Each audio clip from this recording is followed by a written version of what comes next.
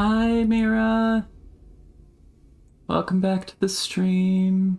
Hold on, let me just fix this a little bit. Looks a little scrungled. Chat got a little scrungled.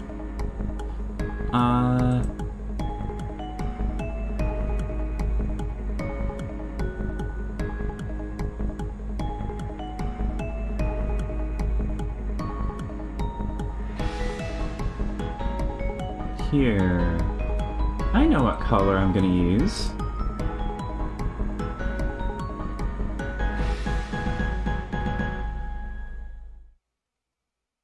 Make her a member of the midnight crew.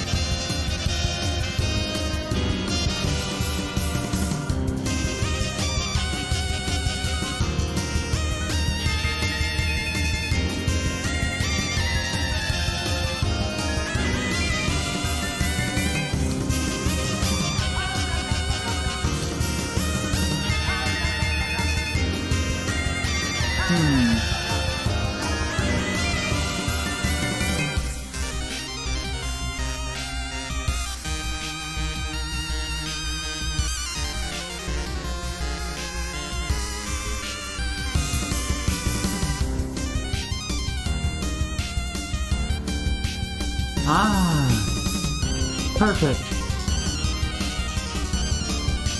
RGB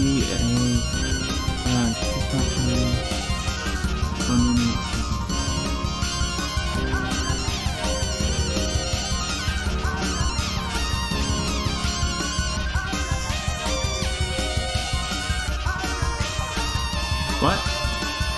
What? What?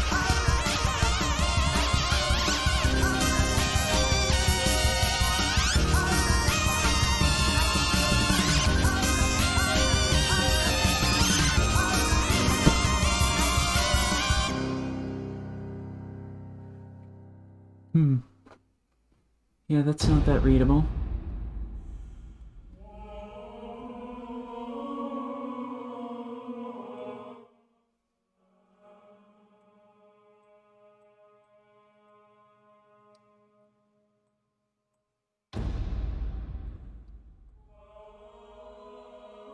Here.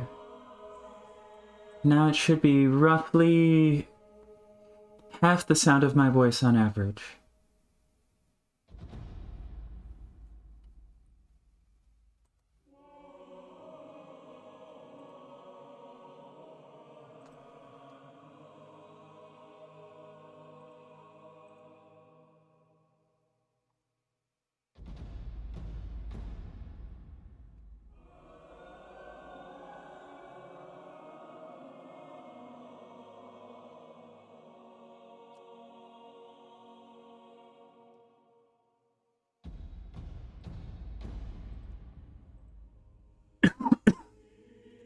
Thank you. Yes, I had help with that just now before we got started. So cannot take credit for that.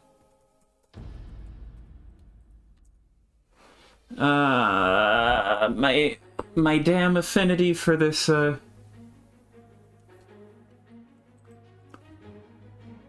this type font.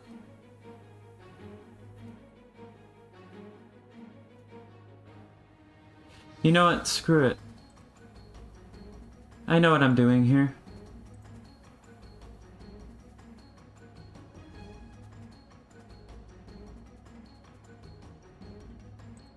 Downloads.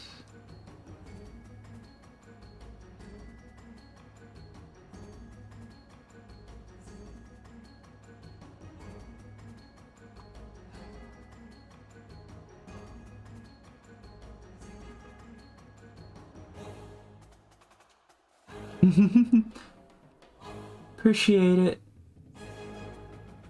Oh my god.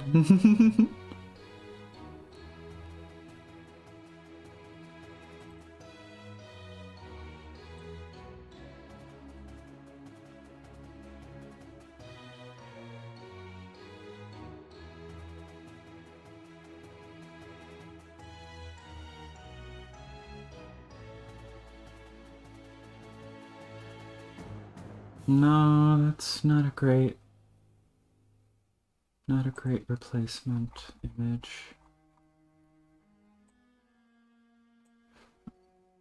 I'm looking for... There. Perfect. Okay.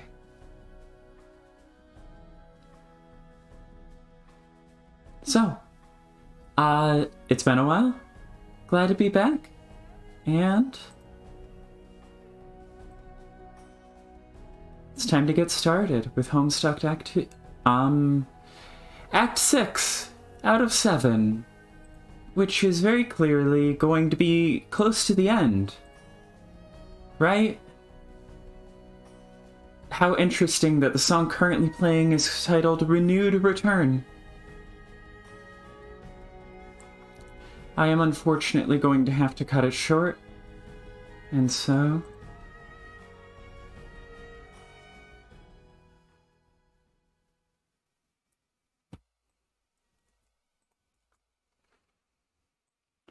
Okay. Glad to be back, and glad to have you back here. So before I get started, I know I've done the recap thing before, so I just want to be certain. Are you, up to speed on everything that's happened so far?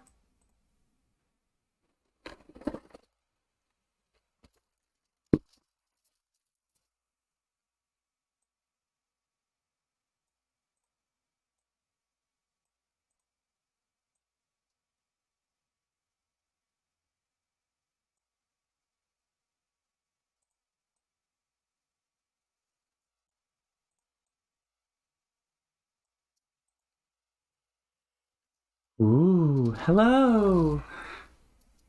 Been a long time since I've heard from you, Orc. Clearly. Oh no. Well, it's working now. Welcome to the stream. I was just asking Mira if they needed any sort of recap. Considering the last episode was Cascade. And also a while ago. And it took me a little while to upload it, although it has been at least a week since I did so, at least. So, it's not terrible, but yeah, could have been better. Anyways, you might hear this crinkling. This is the sacred Toblerone. I am consuming it today in honor of Homestuck Day, as is traditional. And as we consume this Toblerone, we give thanks to the author, who, despite their many, many, many, many, many, many, many, many, many, many, many, many, many, just so myriad, legion, and numerous, and again, many, many, many faults. Hid a Toblerone in the desert. And when a fan found that Toblerone, they requested that June Egbert, the trans femme identity of John Egbert post-transition, be made canon. And so The author made it so, and it became canon. June Egbert is how I will be referring to. Oh, Toblerones are really good. Is how I will be referring to John Egbert for the remainder of Homestuck. This won't be an issue for a while. But when I mention it out of nowhere in a future stream, you may reference this moment.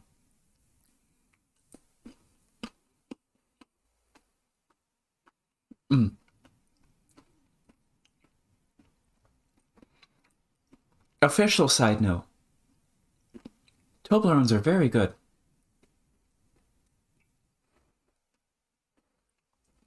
Anyways, without further ado. Homestuck. Act 6. One moment. I think to give it a proper start, I should mention what the name of this chapter is called.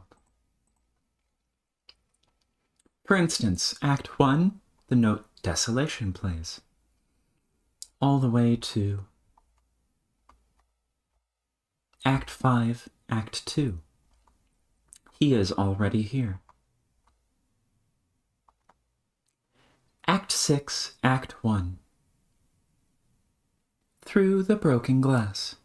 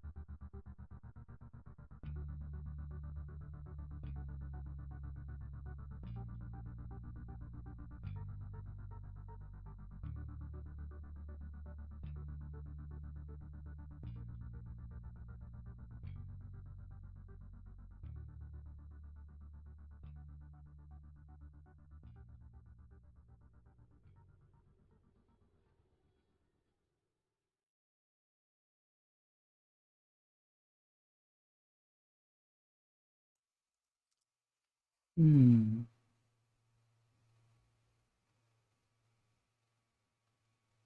How would I read that?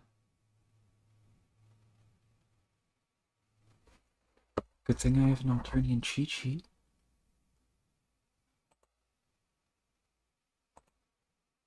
C L I C K.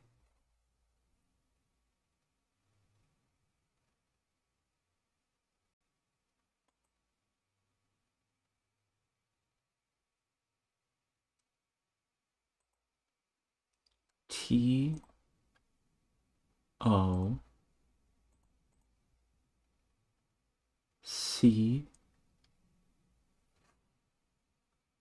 O N T I U no C O N T I N U E. Yeah. To continue, click. I wonder if there's anything here. Nope, guess not.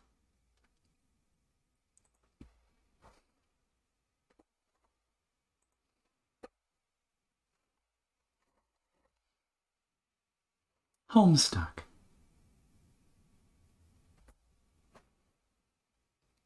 A young lady stands in her bedroom.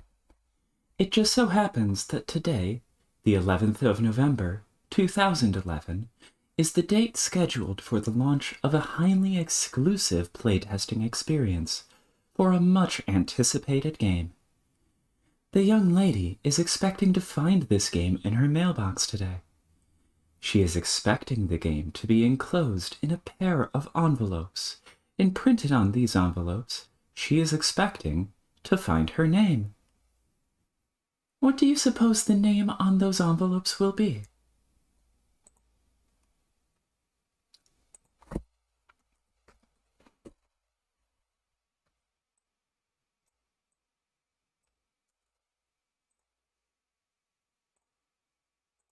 Enter name.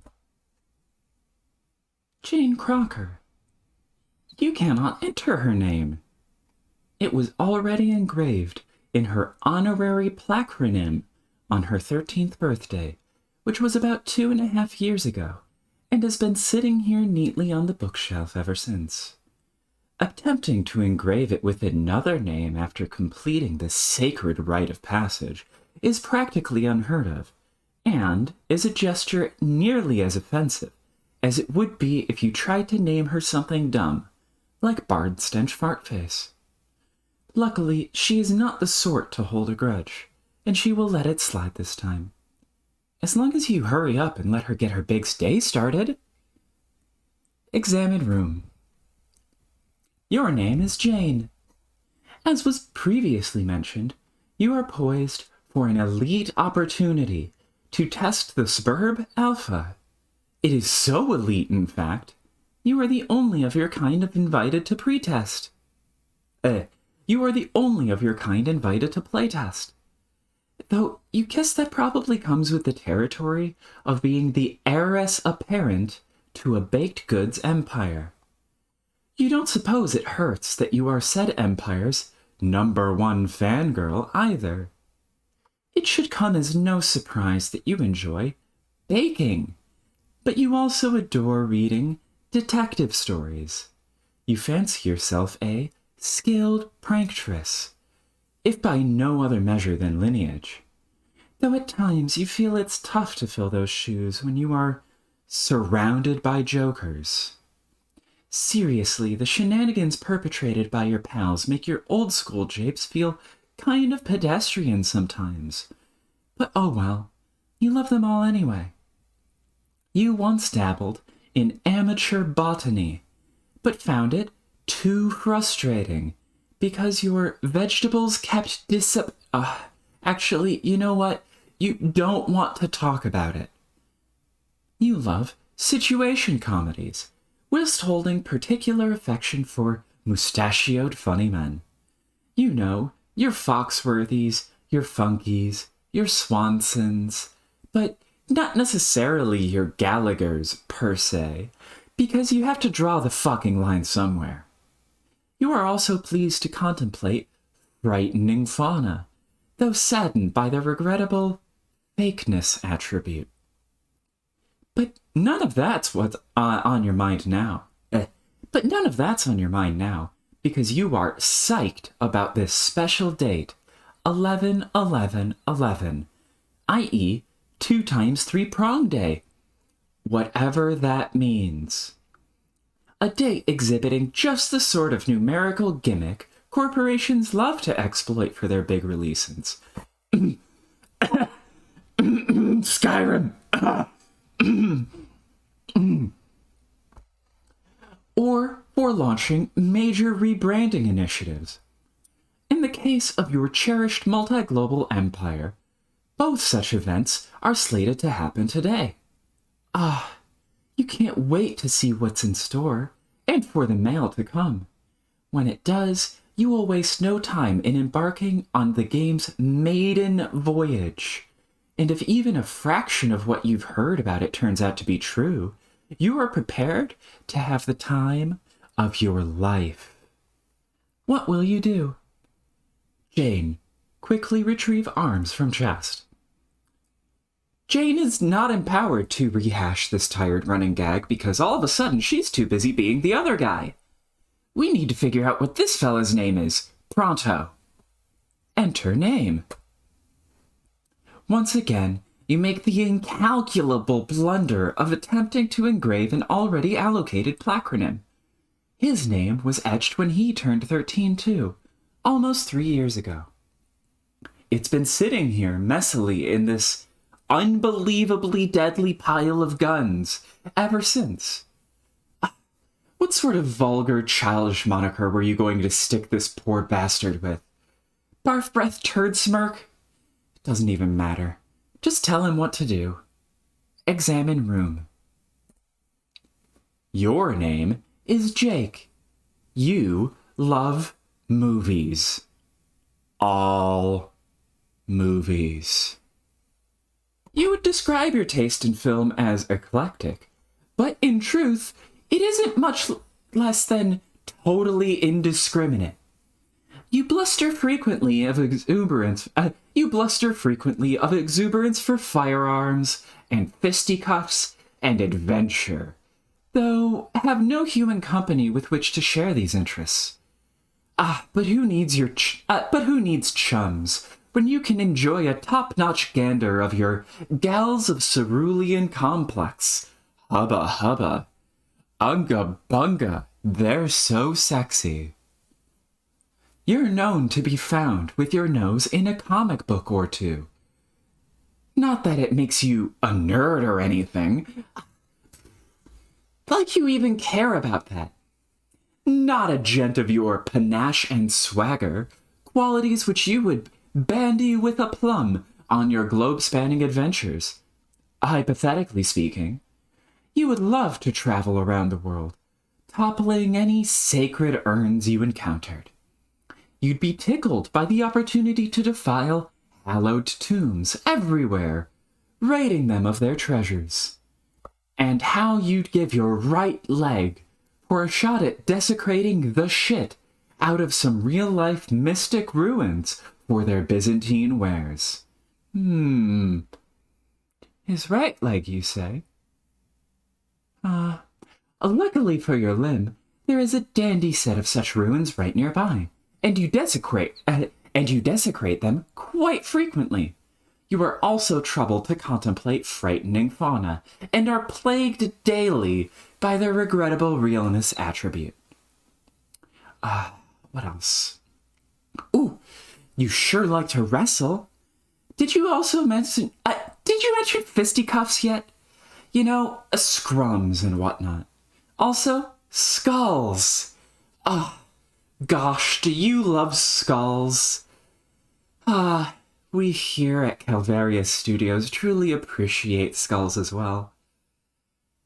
There is a good skull at the heart of any mystery, haunting its every page. That is what you always say, or at least, that is what you always hope. What will you do? Jake, retrieve arms from floor, post-haste. You make a dutiful motion towards your trusty firearms, doing your part to assail the mushy carcass of a horse that passed away long ago, when suddenly a wild character select screen approaches. You really feel like you are in the driver's seat now. You can basically take this story literally anywhere. As long as you don't pick one of those shadowy characters. And as long as the panels are actually finished being drawn, it is like this whole panoramic cornucopia of limitless possibilities sprawling before your very eyes. Who do you want to be? Jane? Jake? Jane. On the west coast of America, presumably the state of Washington, near Seattle. Jake. Well, that is some island in the South Pacific, is it not? Well, whoever this is, she lives remarkably close to upstate New York. After all, I recognize the Great Lakes right there. And, whoever this is, they live in the vicinity of Dallas, Texas. That's my best guess anyways. Anyways, to Maple Falls, Washington. To somewhere, Washington. Jane. You are suddenly Jane again. What was it you were up to? Oh, right, this game. You're so excited about that.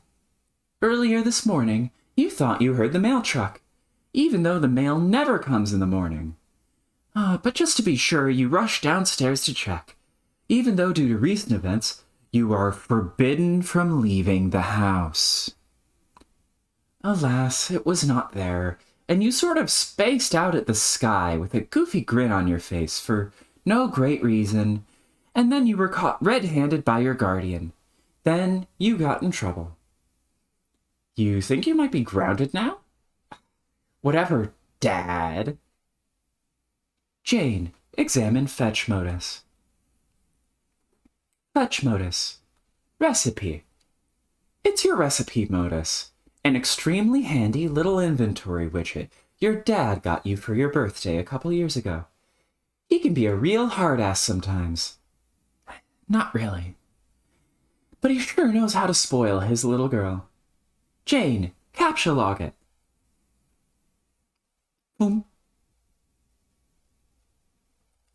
In order to make a recipe modus, you require...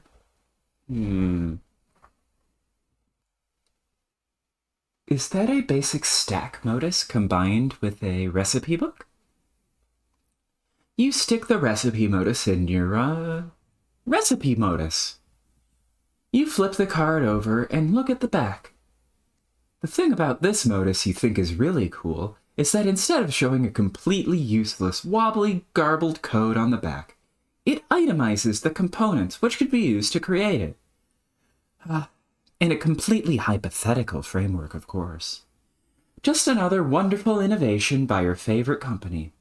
It releases many products of an experimental nature, along with applicability, often with applicability to other kinds of technology and products which haven't hit the market yet.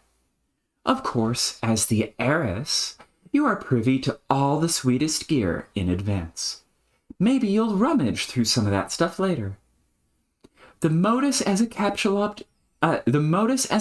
logged object has only one simple recipe, involving only an array modus, snore, and a cookbook. Other objects have more varied and elaborate recipes, though. Jane, get hat. had it dirty. Suspiciously dirty. And familiar. Oh well. The hat may be made by a variety of means. You captchalogue your favorite hat, which is also your only hat. You spent basically your entire childhood with this hat, pretending to be hard-boiled detectives and whatnot. In public, you and your dad made quite the pair. Everyone could tell by a glance that you were your father's daughter, sired from his loins directly and genetically through what was undoubtedly a natural process of human procreation involving a man and a woman. People would definitely nod and say, "Yep, that little lady sure did emerge from a womb on account of that gentleman's awesome virility." As you can see, there are loads of ways to cook up a hat like this, involving many stupid combinations of random objects. For instance, that is the Gentleman's Shaving Almanac, and a raw steak for 1 grist, or a revolver, or a top hat for 25 grist, 5... One moment, pardon me, I need to zoom in. My eyesight is not that well. Good.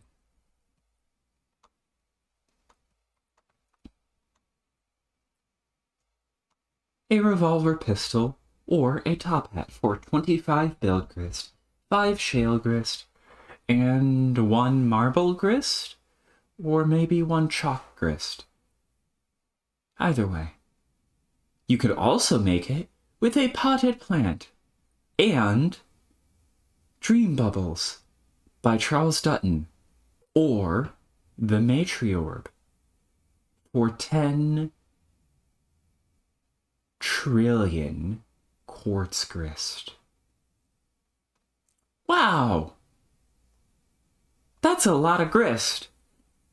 Wonder why a potted plant that was found in Jade's house, a Charles Dutton Dream Bubble book, which was initially found in Rose's house and eventually found its way into Jade's possession, and Kanaya's Matriorb produce this hat.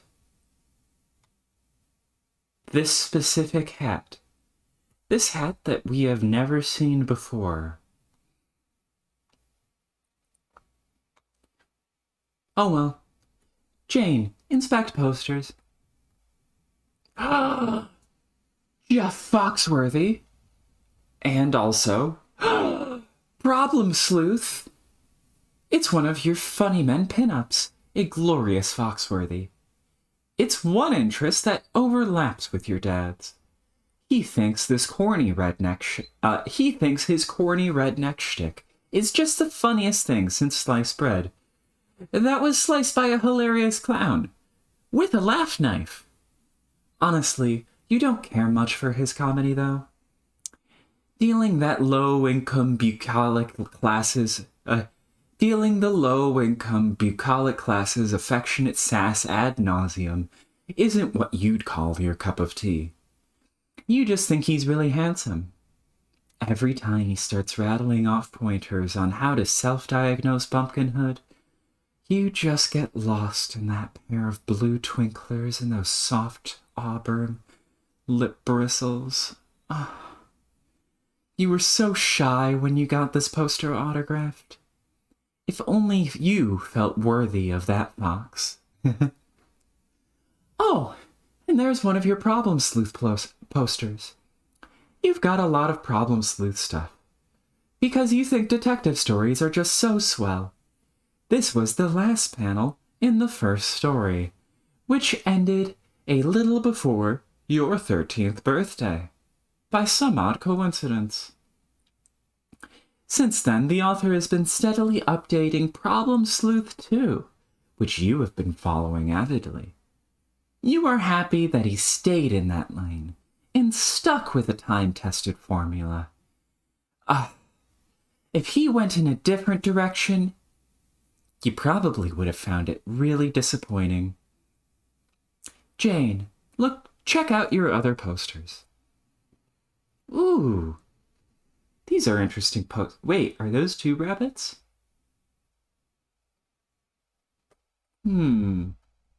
Interesting posters.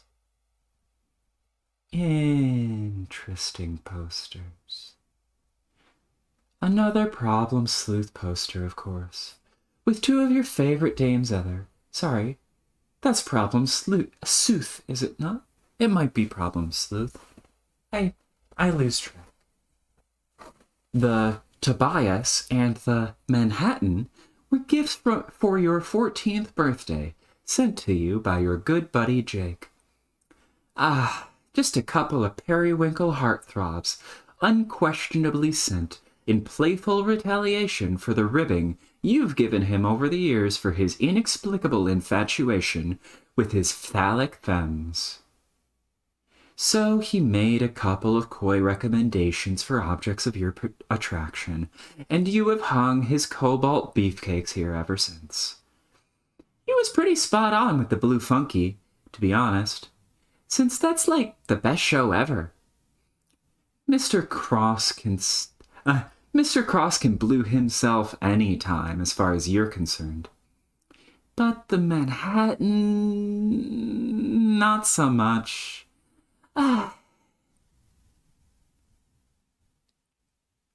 Right? Comics aren't really your thing, but you hung it up anyway because that's the sort of thing you do in a mildly escalating feud of passive-aggressive one-upsmanship. You own it. But you felt kind of weird about having his blue mutant penis dangle over your head while you slept. So you covered it up with something even more obscene. Some sort of revolting troll Howie Mandel, also gifted to you by Jake. Good lord, does that kid have some spotty tastes. There is also your magnificent Swanson. Ron Swanson is the perfect man. You have tried to order all of the bacon and eggs in a restaurant on several occasions. But your dad never lets the order go beyond the joke level. What a fuddy-duddy. And, right? It's almost like this is a little bit dated right here. Jane, take spoon. Spoon-kind strife specibus. You tuck your trusty Junior Battermaster's Bullbuster Stirring Solution 50,000 into your strife deck, allocated with the ever marginally pragmatic spoon kind. Allocated with the ever marginally pragmatic spoon kind. You wouldn't have it any other way. You love your fancy spoon. It has several million recipes stored in it and walks you through each step with a soothing female robot voice, just like in science fiction. Some urban legends say the device also broadcasts subliminal messages, distributing ominous Crocker Corp propaganda. But you don't put any stock in that sort of baloney for a second. There is one switch on it that doesn't seem to do anything. Maybe yours is defective? Still, it's perfectly serviceable and has assisted you in whipping many a cake into delicious submission. Jane, examine bunnies. Cute bunnies. These customized bunnies were gifts to you on your 13th birthday from 2 of your friends. Both were heirlooms passed down to them, and they decided to coordinate gift ideas and send you dressed-up versions of their beloved childhood toys. You like to think he was shooting for a detective bunny with the one on the left.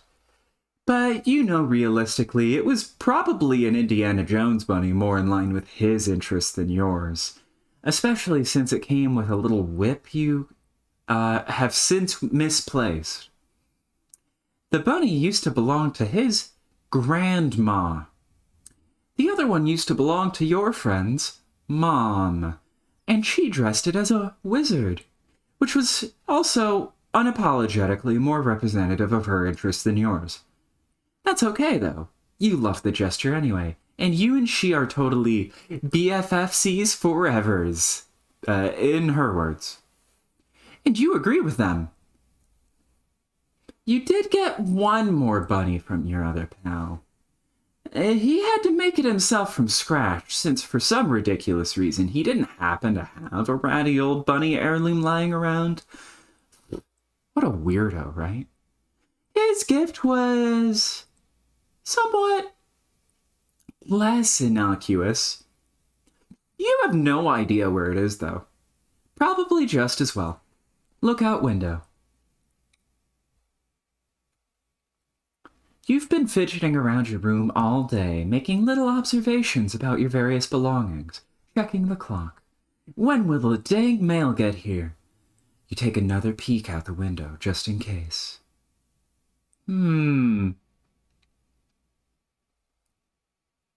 It's still not here. But there's your dad. What's he up to? He just capture logged the car. Oh, that's right. He was gonna wash it today. He's probably taking it into the backyard next to the garden hose. He keeps a very busy fatherly itinerary. So many dad things to do every single day. If the mail arrives soon, this would be a great opportunity to sneak out and get it. Fingers crossed. Looks like someone's bothering you. You better make it quick. You've got a window to stay glued to. Jane, go to computer. Aha! Love the Halloween outfit. Also, love the Hermea browser. For no reason. You know, you should really switch to Pastor Chum. It's what your friends use, and it's a lot better than Betty Bother, if you're being honest with yourself. Betty Bother is just so spammy and annoying with all of the pop-ups everywhere. All of those dang harmless pop-ups. For Flavor Town, or being the first to visit Mars, or Hamburger Helper, or Fruit Grusher's Mystery Flavor. Ugh, look at this dreadful cluster. You've got to switch. But then, brand loyalty, like addiction, is a powerful thing. Looks like Jake is messaging you. Answer Jake. Golgotha's terror began bothering Gutsy Gumshoe at 11:05. Golgotha. I feel like I've heard the word Golgotha before. What does that mean? Oh well. Jane.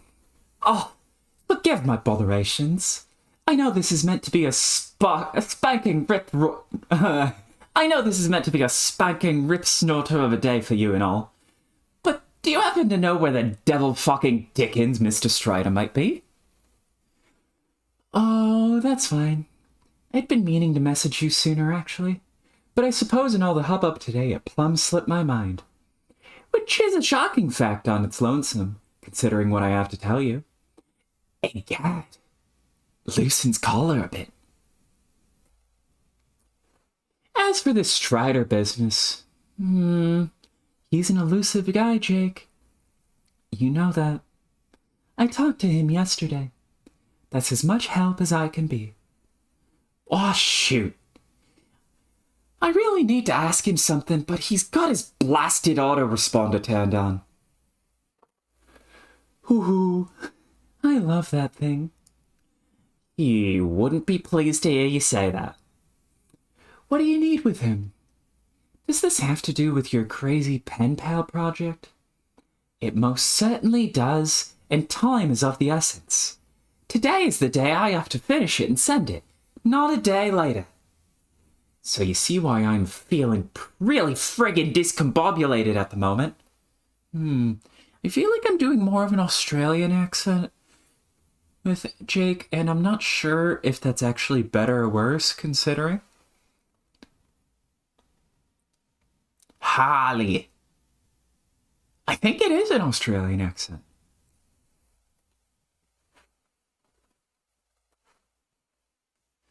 Sorry, Jay. Well, yeah, but he's English in a way that's also, like, canonically fake. So he's even better than being English. The only true English person is Lord English.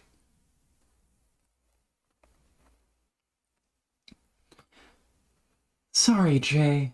This would be the birthday present. For your grandmother? Oh my god. How long has it been since I've even seen the wild thornberries? I need a small sound sample.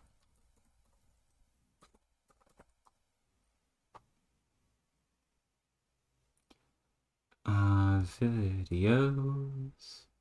Nigel. Smashing. Every day is a Thornberry day. Smashing! Oh my god. You were very silly. Smashing! Alright, I think I am going to stick with Australian accent in general just because I know I was doing it fine. I just think that's going to be very hard to do with the rap.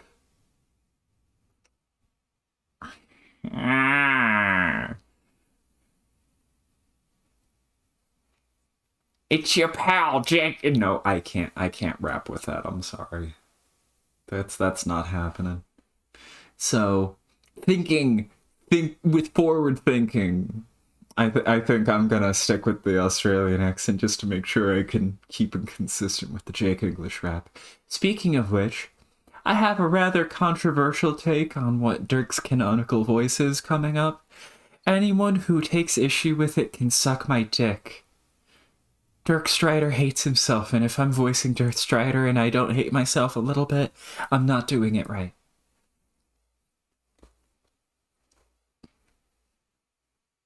Okay, back to what I was doing.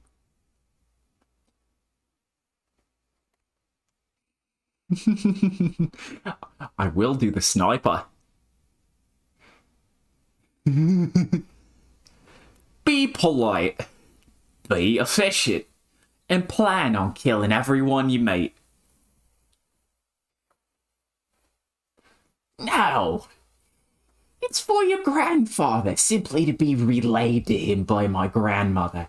A joint gift from she and I.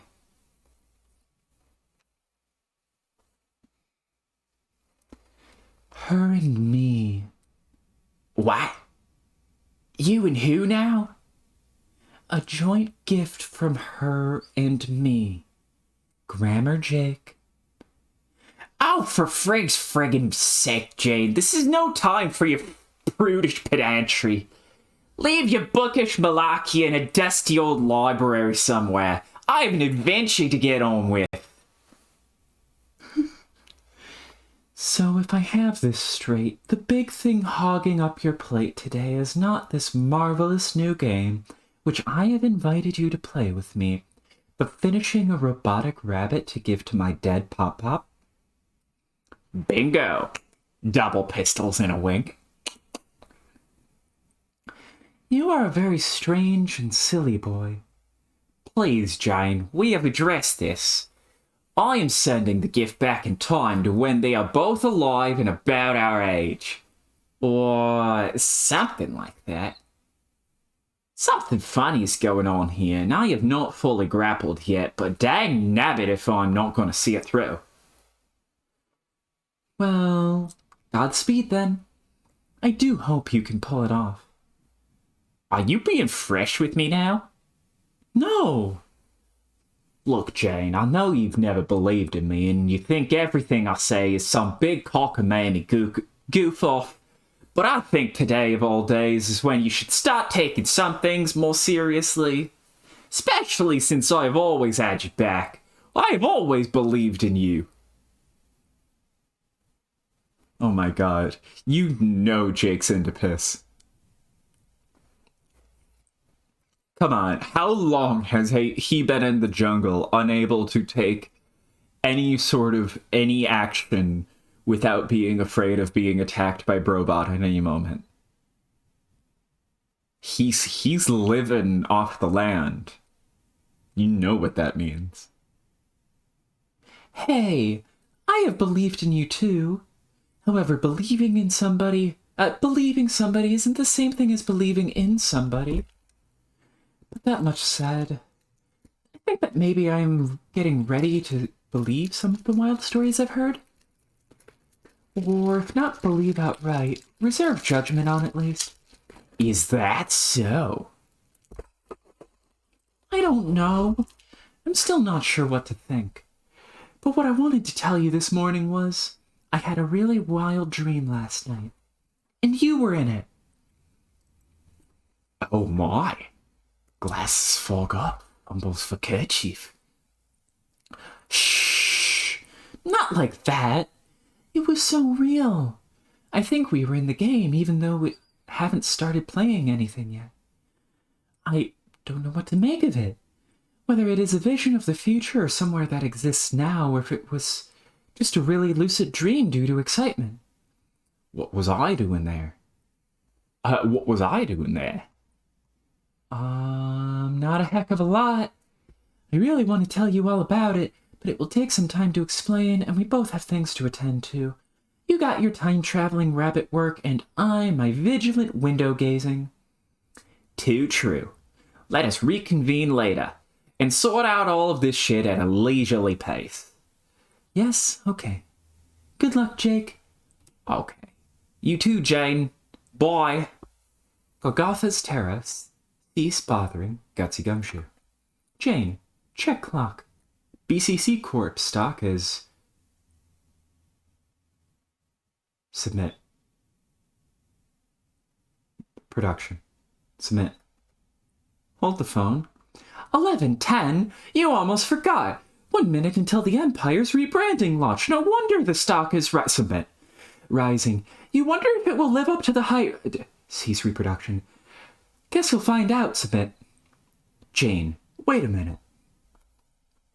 You write out another 60 seconds and... Huh? Something just happened to your baking chest. Did the logo just change?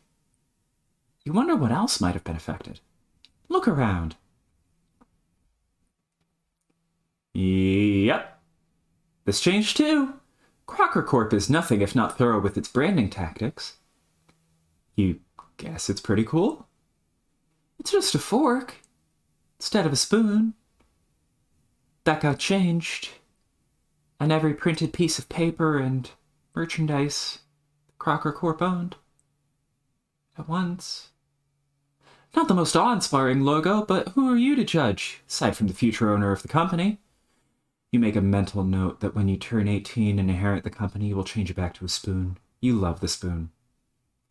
Jane, examine Bullbuster. Oh, look at that. Fork kind specimens. Sure enough, the Junior Battermaster's Bullbuster Steering Solution 50,000 has been affected too, along with your specimens. Try flipping switch. Oh, that's cool. You try the broken switch again. Hey, look! It does switch. It does something now, toggling your trusty bullbuster. Toggling your trusty bullbuster between a stirring solution and a poking solution. Neat! It's almost like if one of those is too aggressive, you can backpedal to the old model. That's so handy. I wonder why I'm talking like that. Back to the window. Submit. Nope. Still nothing.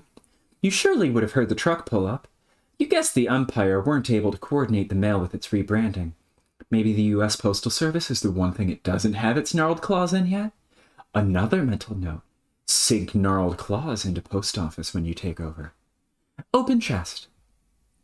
You decide to pass the time by rummaging through your baking chest and... Hang on.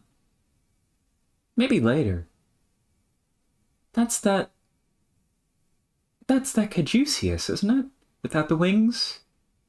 Wonder why it'd be without the wings, but only the snakes. Anyways, that's the one that was... that was on that first flash. Uranian Umbra began cheering Gutsy Gumshoe at 11:17. Ah, good morning, lovely. Why, hello. So I guess today is finally the day you make everything better. It is the day where, after the legendary octet of mutual progenitoriate will come together and heal a great breadth in paradoxic space. A day delivered through 80 billion years through 4 distinct universal instances worth of unfathomable turbulence.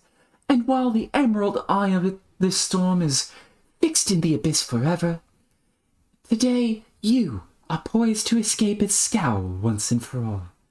By Skya's guiding light, you may leave behind its turning arms, bright colors and mayhem, and secure peace for your cosmic progeny for all duration.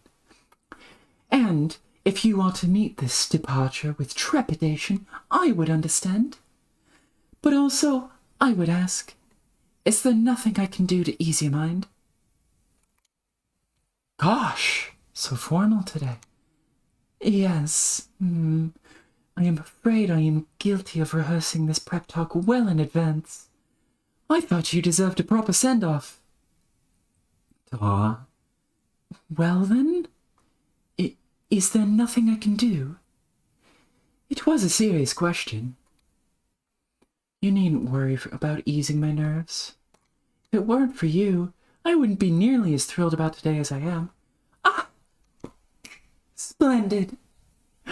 But remember, I will be here to help, whilst refraining from casual spoilers to the best of my ability. That is reassuring.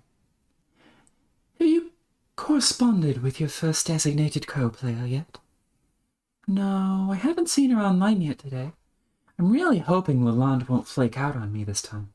Have you heard from her?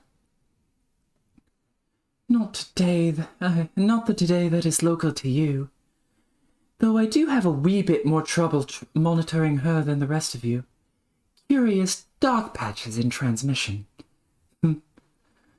Still, I wouldn't fret over it. She is as good a charm as any of you have and should come through ultimately, even if things seem dire. You say so. Oh, I wanted to tell you, I had an amazing dream last night. Blimey! I believe it may have been the sort you described. A dream of awakening, presuming I haven't just flat out lost my marbles. Indeed, I'm sure it was. I knew you would wake up soon. Might you describe what you saw? I was in a bright cold city. Above was a brilliant blue sky, but the horizon was dark as night. Was this the place you told me about? What was it called? Oh, shucks, does that count as a casual spoiler? Not at all. It is a simple detail about the realm you are about to explore, without directly involving your future decisions of consequence. The place you visited was called Prospect. It is where I have woken up every time I have gone to sleep for most of my life. I didn't see you there. At least I don't think I did. No, you wouldn't have. My Prospect is an alternate version from yours. In a completely different session, quite far afield from your reality. If we are ever to meet in person, it is unlikely to be while playing our respective games. Okay, then. I mentioned this briefly to Jake, and he didn't have much to say before we parted ways. I will gather that if this is all true, then it means that Jake is not awoken yet? I think this is for you to determine in the time. What is your hunch, Gumshoe? I don't know. But there was one thing about the dream that was very troubling. I'm becoming nervous to consider what it might mean. Understandable. But it will be important to practice patience today. You have a long road ahead of you, and many questions will be answered in time. But we can talk about it over later. Now, We both have games to prepare for. I know you could never fully appreciate what this actually meant, but I took much care to sync up these conversations with you on the same day that I begin playing as well. That way, we can journey through our sessions together and compare notes. I'm still not sure I appreciate what that means, but I appreciate that a nice gesture has been made if you say so. I guess that I should just start believing all of this now, huh? Rather than learning it to be true later and feeling the fool for all of my curmudgeonly skepticism.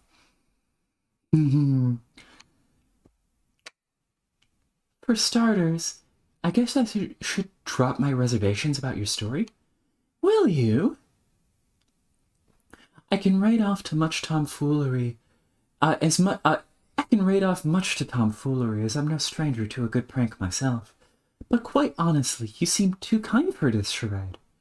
Not the type I'd expect to trot out such persistent falsehoods beyond their humorous welcome. So what do I know? Consarn it.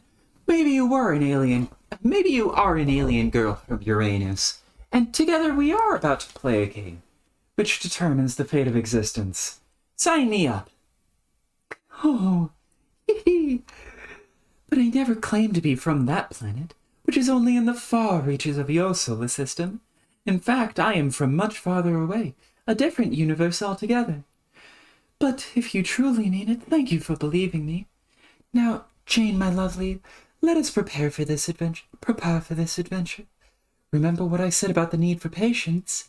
Patience with your friends, patience for your growth as a hero of life, and patience for the coming of the other four of legend, the hero of breath and of light and of time and of space. And if you still find yourself in doubt, just check the inscription on that big old book downstairs. After all, if you can't trust words written in your own hand, then what use is trust after all? Kisses. Mwah. Uranian Umbra sees cheering Gutsy Gumshoe. Okay, back to the chest. You return to your baking chest, which you use mainly for storing quality pranking apparatus, and a few other odds and ends. Oh, hello, Pop-Pop. His friendly face is there to greet you every time you open your chest. You would have loved to meet him. Unfortunately, his life was cut short at the tender age of 86 in a tragic accident, coincidentally on the same day you were born. Or so your dad tells you. Pop Crocker was a legendary comedian, following in the footsteps of his grandfather, who, of course, was the great Southern pranking legend of all time. One day you hope to follow in Pop-Pop's too. But then if the whoppers you've been told recently have any truth to them, maybe you will get to meet him after all? It seems too good to be true. The only relationship you've ever had with him are through video footage of his vaudevillian antics on stage. Or through his role as Judge Johnny Stone on one of your old favorite sitcoms, Night Court. He got to be on Night Court! Oh, sorry. One moment. Excuse me. Sorry.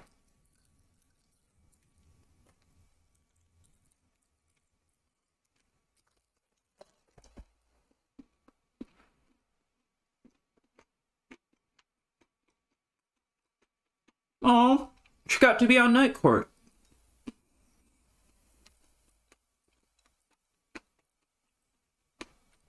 Jane, rummage around.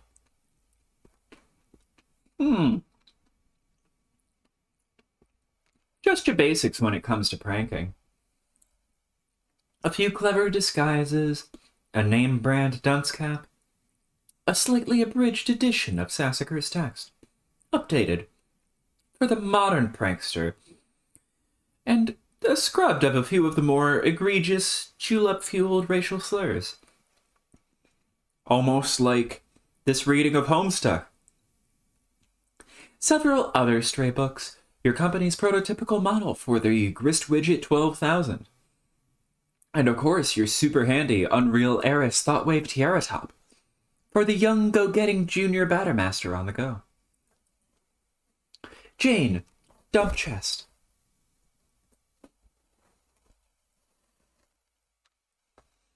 Might as well get all this crap out of here and take it with you. You never know when you might read it. You shut the chest and... Oh, hello, Harry Anderson. Always a pleasure to see you there. He is also one of your idols, and as it happens, has a bit of history with your Gram. They were rivals on the vaudeville comedy and magic act circuit. Eventually, the less competent Anderson was shamed out of the industry and went on to greener pastures in the private dicking biz. He became one of the hardest boiled detectives in the private dicking biz. He became one of the hardest private dicking biz. He became one of the hardest private dick... Sorry, I got stuck on that line.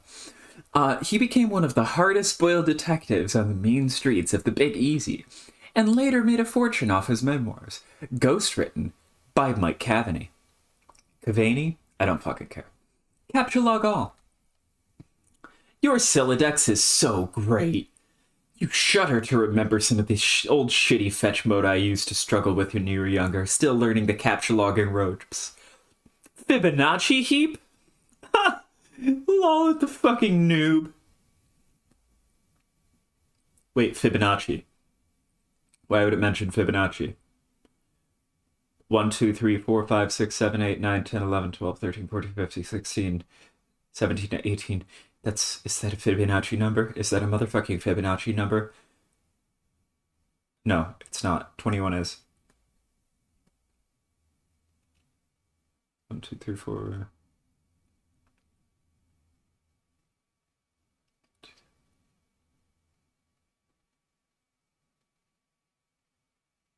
1, 2, 3, 4, 1, 2, 3, 4, 1, 2, 3, 4, 5. That's 13. That is a Fibonacci number. They capture logged it in a Fibonacci number. Oh my god, Homestuck, stop it. Jane, inspect books. Harry Anderson's Wise Guy. And Pony Pals, Detective Pony. Hell fucking yes. Oh my god.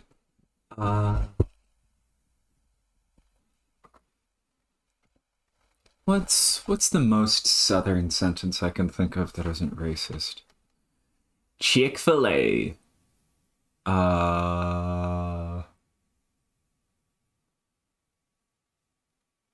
Never mess with Texas.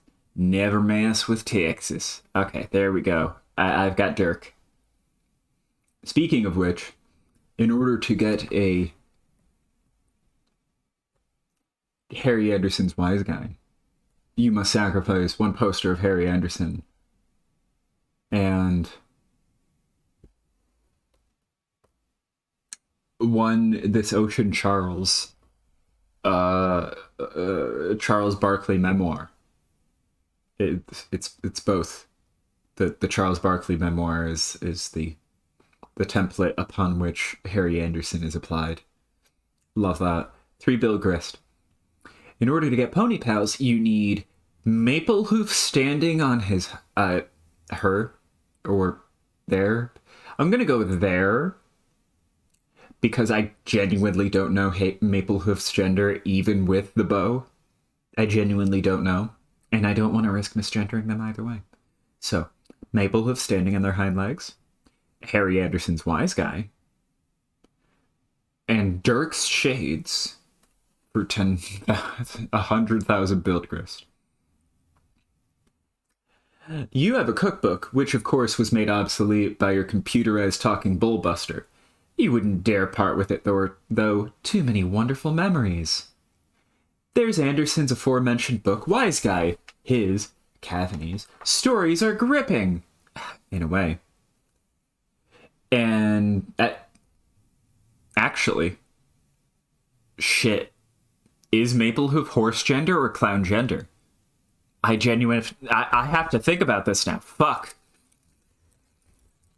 If Maple Hoof is horse, and horse gender is a thing, and Maple Hoof is wearing,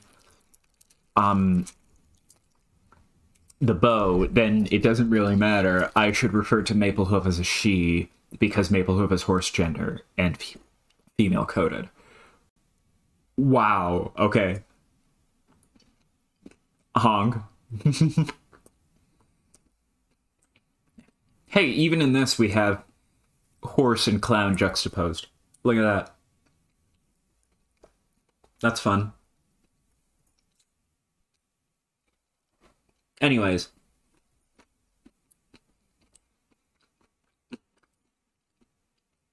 The best part. And then.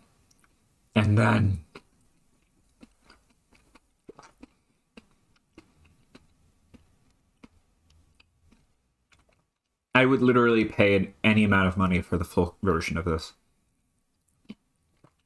And then there's a customized copy of Pony Pals. A gift to you on your 14th birthday from the slippery Mr. Strider. Each page contains lovingly handwritten commentary on the deeds of this intrepid young horse.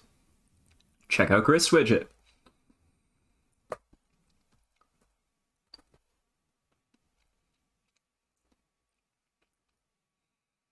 This thing's a piece of junk. Ugh, it just wastes your boon dollars and destroys your cool gear to produce these stupid things that look like fucking gushers. But unlike gushers, which serve many practical purposes, like inducing vomiting and simulating the experience of eating plump insects, these things are just totally useless. Hey, fuck off. Dr. Dreadful is basically just making human-shaped gushers, and that was the shit. You take that fucking back. Jane, insert hat card. Oh my god, do I have to... Yeah, that's fine. Inserted. 10 boonbucks. Okay, yeah, you'll try it out with one of your less prized possessions just to prove how dumb it is. You never liked this hat that much. It makes you look like a gnome. A gnome. A gnome. A gnome. A gnome. Sorry. And basically isn't funny at all. You pop the card in. The grist widget indicates that it will cost 10 boon dollars to convert this object into grist. It's not too bad, you guess. It's not like the currency has much value anyway. It was introduced as a sort of BC Corp fun bucks, to be used by youngsters specifically on qualifying merch online and stuff. Brilliant business strategy, really. As heiress to the empire, you are naturally endowed with millions, which you have a reputation for being very generous with. You've been considering using your wealth to set up a scholarship fund to allow underprivileged kids to go to Boone College. Activate. See? Fucking pointless. You hope Crocker Corp was going somewhere with this technology, because if not, this product is the first in line for getting the axe when you're in charge. Rare Tiara Top. This is not a bad idea. This is not a bad idea. This is not a bad idea. You put on your highly fashionable, Unreal Heiress Thoughtwave Tiara Top and flip it on. It immediately comes to life, and its blazing fast processes mingle with your thoughts. It is the most efficient computing technology in the world by far, as long as you don't wear it for too long. Aside from a few migraines, you can't possibly imagine any drawbacks that cease reproduction could come with submit, merging your consume thoughts with embrace your culling, experimental technology conform to social order from and stay asleep, extremely powerful, die, corporate, wait, what? Continue vigilant window gazing. Obey. Die.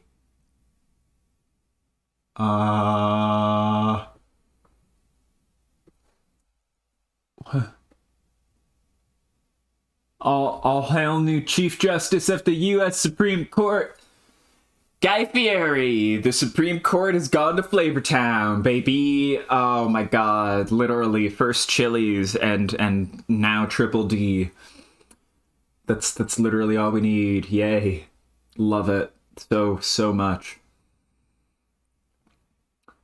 Congratulations, you've been chosen to receive a free dinner for two at the Olive Garden Feeding Chamber.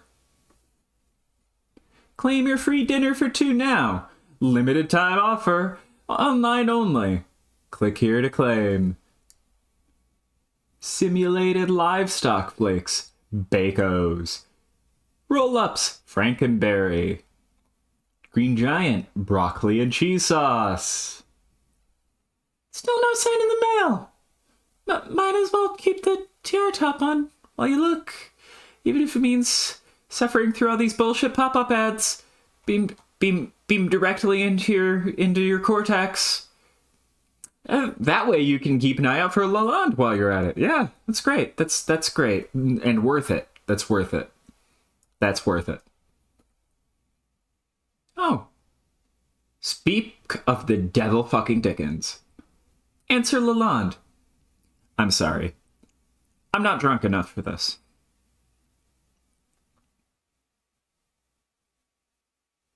I wish that was a joke. One moment.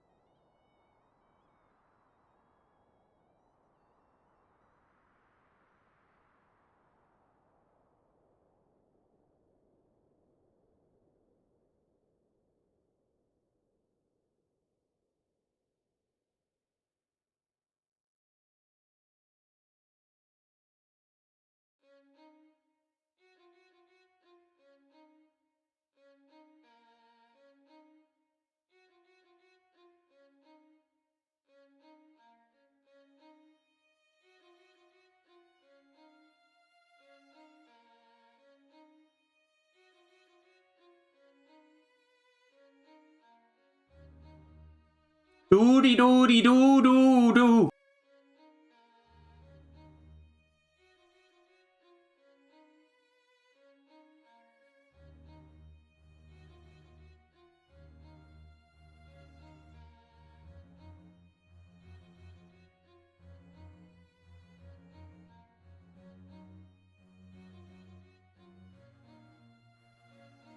Excuse you, cat them?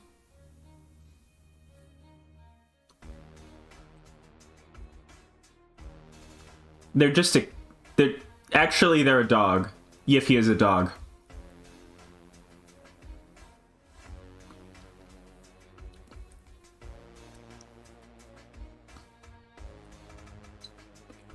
How do I explain Yiffy?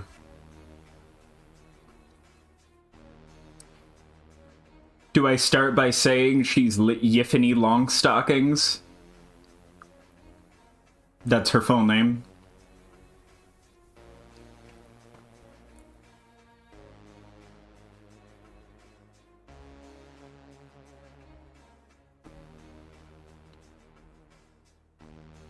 She is best character.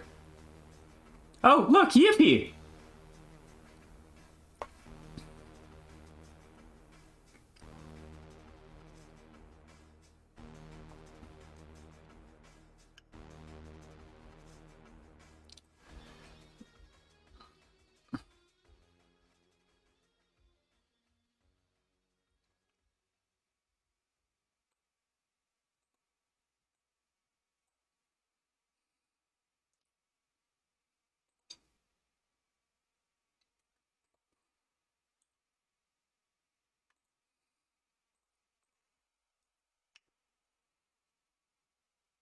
She is the Silver the Hedgehog of Homestuck.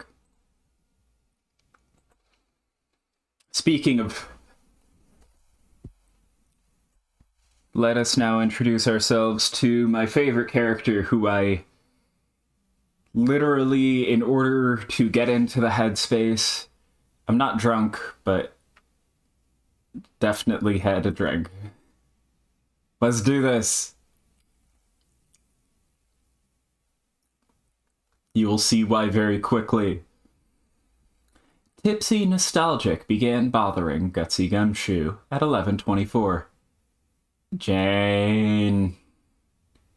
Hey. Janie. Answer, please. Answer. Jane.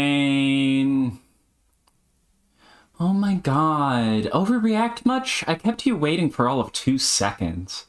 Where have you been today? No, I'm just chilling here.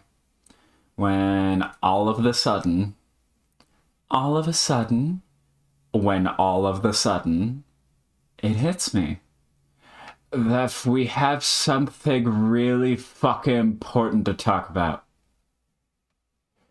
This hit you just now? We made plans to get in touch early this morning, and I have seen neither hide nor hair of you all day.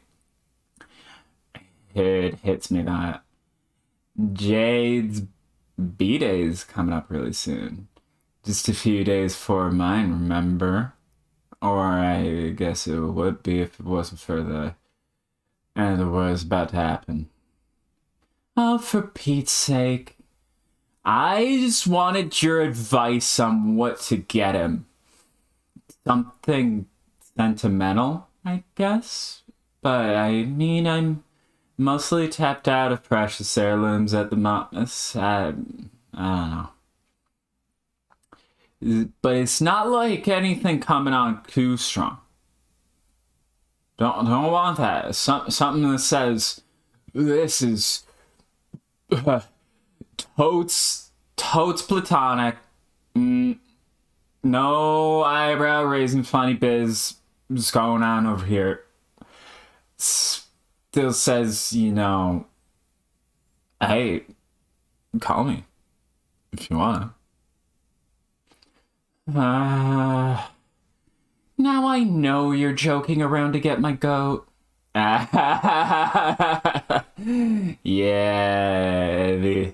the goat getting thing. I mean, but Joking? No.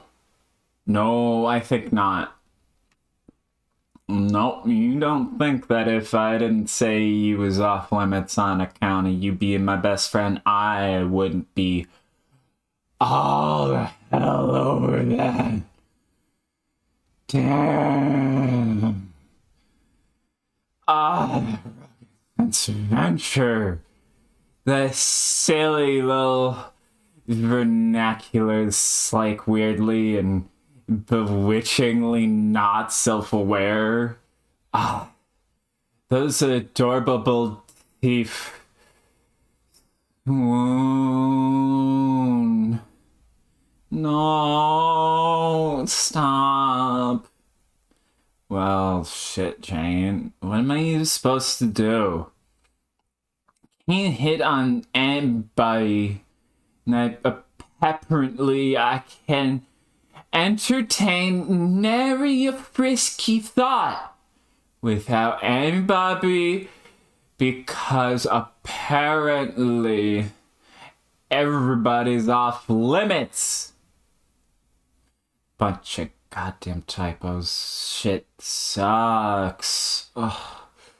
You don't even let me say your dad is hot. Even though we both know he's way the fuck is. I mean, come on. One on. Yeah, because it's weird. And you're drunk. Correction. Drinking. Present tense. Grammar, Jane.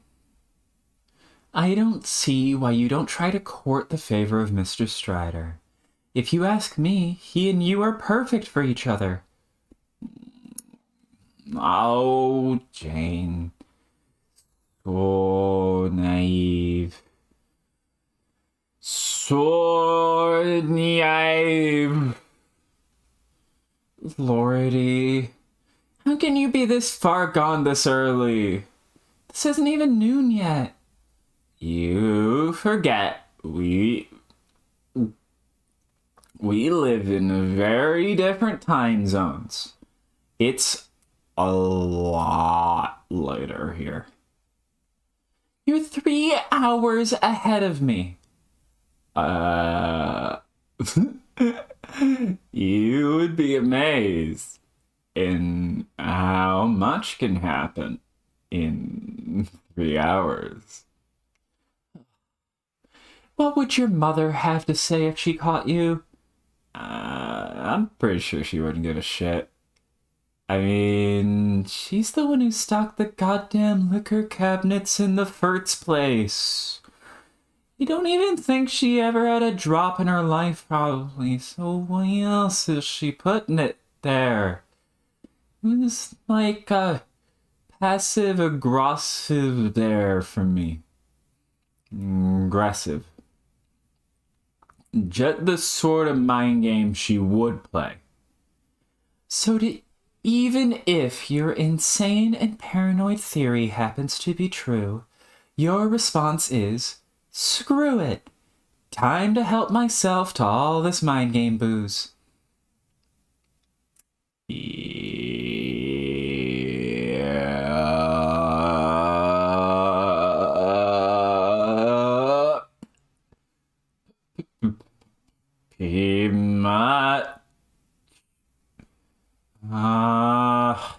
You are completely impossible like this. I cannot believe you have chosen to do this today of all days. I should have known better.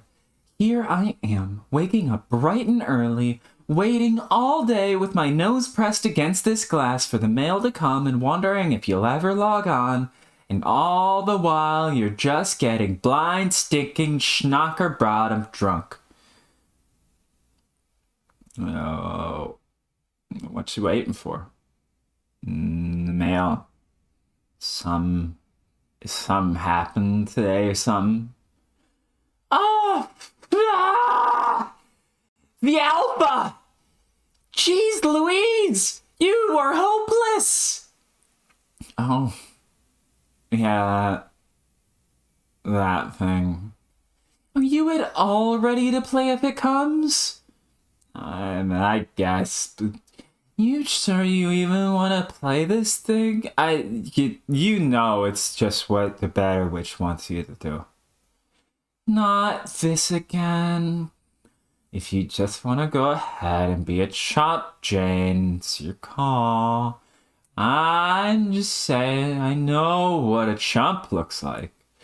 And you don't look like no chump I ever saw. So if you go through with this, I'll have to add your profile to my chump roll. Which is like the real thing I maintain. Said being a joke. Is that what you want?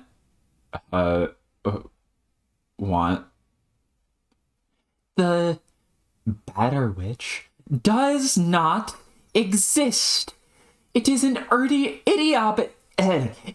idiotic urban legend. How many times have I explained this? My great-great-grandmother, who founded this company and is accused of holding this identity, would have to be almost 200 years old if she were still alive today.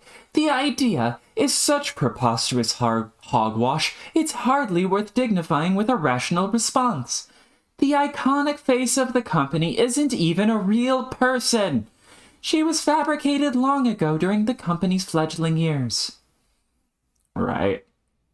As you know, an alter ego. Something more sinister. Oh, such cuckoo bird nonsense.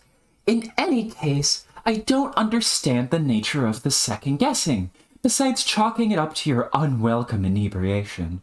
We had agreed you would play with me. You sounded excited about it. Have you even obtained your copy yet? Yeah. Obtained. Obtained. Sure did. Through your various technologically cryptographic means, I presume? No, just using what I do at work. Oh, you bet. Hack the shit out of those tight mainframes and all. Oof. Said jackpot. Like, a bunch of times. Jackpot. All those ciphers and bobby traps, backdoor trojans and whatnot were no match for my codes. Snicker. I am quizzically narrowing my eyes, attempting to solve the joke you are trying to solve the joke you are attempting, assuming it even is one. Okay, what I'm saying is that in the parlance of baking, because I know that's what gets you off, is that was fucking cake-quick. Cake-walk. Oh. Like, by which I mean, not to say her, I'm hottest shit hexer bitch you ever knew. As dead lay to the corporate grid, as she is beautiful. Which I am. But what I mean is, she wasn't even guarded. It's just some files that were like, there, unsecured. So I took them. Just jacked him right off of that intraweb telematrix and then applied lipstick. Femme fatale style. Oh, it was like, shit, yes. I all kinds of know how to use my web browser to download several files. Really? Yeah. So now I got it. You really want to play, which You, shouldn't. That is a bit puzzling. I thought the software was highly proprietary. I told you. She wants us to play. She wants us all to. This is part of her big plans. And you're playing right into them like it's just... Like it's... Like it's... Yes, I know. You've made yourself perfectly clear, but what doesn't add up about your story is I believe somebody doesn't want me to play. How else do you explain the recent attempts on my life? No. Someone out there wants the stock price to take a hit? There.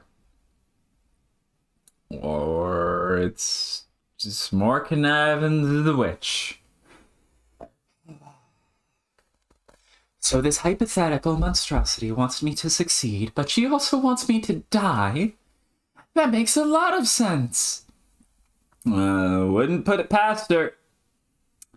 Makes you feel persecuted. Redoubles your determination to play. You advance her plans, whatever, in comprehensible way until suddenly you did everything she needed you to do. At which point you become crazy expendable, yo. And then she expends you. Like a wad of boondollars and shitty BC merch. I see. This is sounding less like a crackpot conspiracy. This is sounding less like a crackpot conspiracy by the minute. Whatever. All I'm saying is a bunch of stuff that's def true max. I'll send this file to you, though, and what you do with it is up to you. So you want it now or what? It's tempting, and I'm curious as heck to play it. But the mail should be coming any minute. I've waited this long for it, so I might as well use the official discs addressed to me. When it comes, I do hope you'll change your tune. Not to mention brew yourself a pot of coffee and sober your drunk butt up. My drunk butt tune will stay unchanged as it will remain unnot drunk. Mark my barley coherent words. Hoo-hoo! Oh, fair enough. But I believe that when we start playing together, you'll come around. Personally, I can hardly contain my excitement over it. If years ago someone told me, which incidentally someone did, that today I would have an exclusive opportunity to play what is absolutely the most cutting-edge immersive simulation game ever released, developed by a company which has already done so much for the advancement of humanity, I would have said, "Shucks, Buster, sign me up." I would have said, Jane. Yes? Jane. What? Jane. Did you know that I am utterly in love with the fact that I have a best friend who says things like, "Shucks, Buster." Oh, shoosh, you drunkie. Oh. Oh. Oh. What the fuck? The thing! The flappy thing! The flappy swingy doodad! The hard dealy! The dealy! Lalonde! The dealy! Oh, what? The red swingy flappy lever arm whatever it's called in the mailbox! Breathe, Crocker. Slow breathes like this. I'm breathing regular, FYI. It's up! It's up! It's up! It's up! It's up! I don't get a lot of mail out here, and I'm no mail expert. But doesn't that mean not the right thing? Like, you're supposed to put it up if you want something taken away. Not the guy put up if the mail comes. I think your mailman is quite possibly a dumbass. No, who cares about that? The dealie! The dealie! It's up, it's here, it's here, it's here! Ah! LMA. So fucking at this. Be right back. Gutsy Gumshoe, cease bothering, tipsy nostalgic. Jane, prepare to retrieve mail. You scamper over to the door, but pause a second to think. Is your dad still washing the car? Hopefully he's still preoccupied so you can sneak out. But it doesn't hurt to be prepared for an encounter. Luckily, that's what you are. And the trans themes are about to deepen. Yes! Why, is that his loving daughter, or could it be none other than Inspector Jacques Clouseau? Why, Mr. Clouseau, what are you doing in this household? Can I bake you a cake? Please make yourself comfortable while I go about my Please make yourself comfortable while I go about my business, not being suspicious. Oh, no. You said it. No. Oh, my one weakness is the fact that I have a friend who says Shucks Buster in my life. And unlike Roxy, I'm lucky enough that she's also my girlfriend. Ah! Okay, I'm actually gonna get as excited as I was being Jane, or if I don't stop this now. So.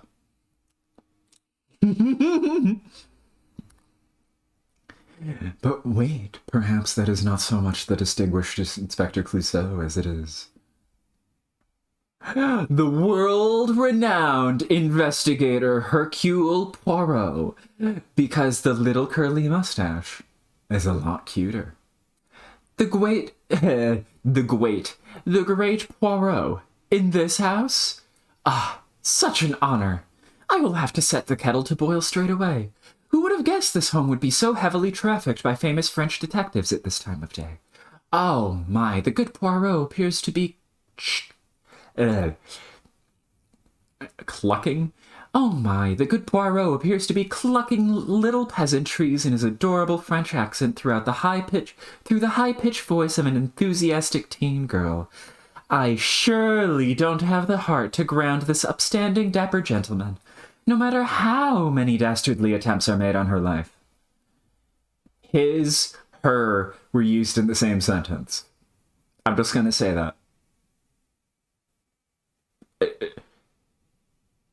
Okay. Yeah, this is a really shitty disguise. Jane, exit. You make a cautious motion toward a beckoning exit knob when suddenly the same wild character select screen reapproaches non-threateningly. You note that you still cannot pick one of the shadowy characters, but maybe you can be, maybe you haven't been the other guy yet? That means it's time to click him. Or maybe you have already been him, in which case you are already done with this thing. The narrative really has no way of knowing. Your ass remains firmly planted in the driver's seat. As always. Be Jake. And just like that, back to Jake. What was it you were up to? Oh, right. You were going to pick these dang guns off the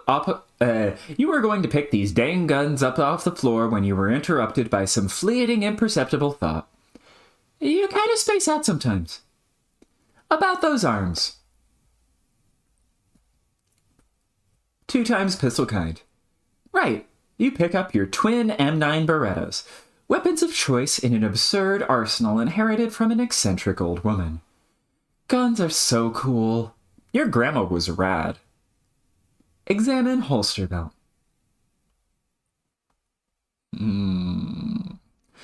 It's your authentic Tomb Raider sexy thigh strap double holster. complete with school skull buckle and everything. You like to think you pull it off as well as Miss Croft herself.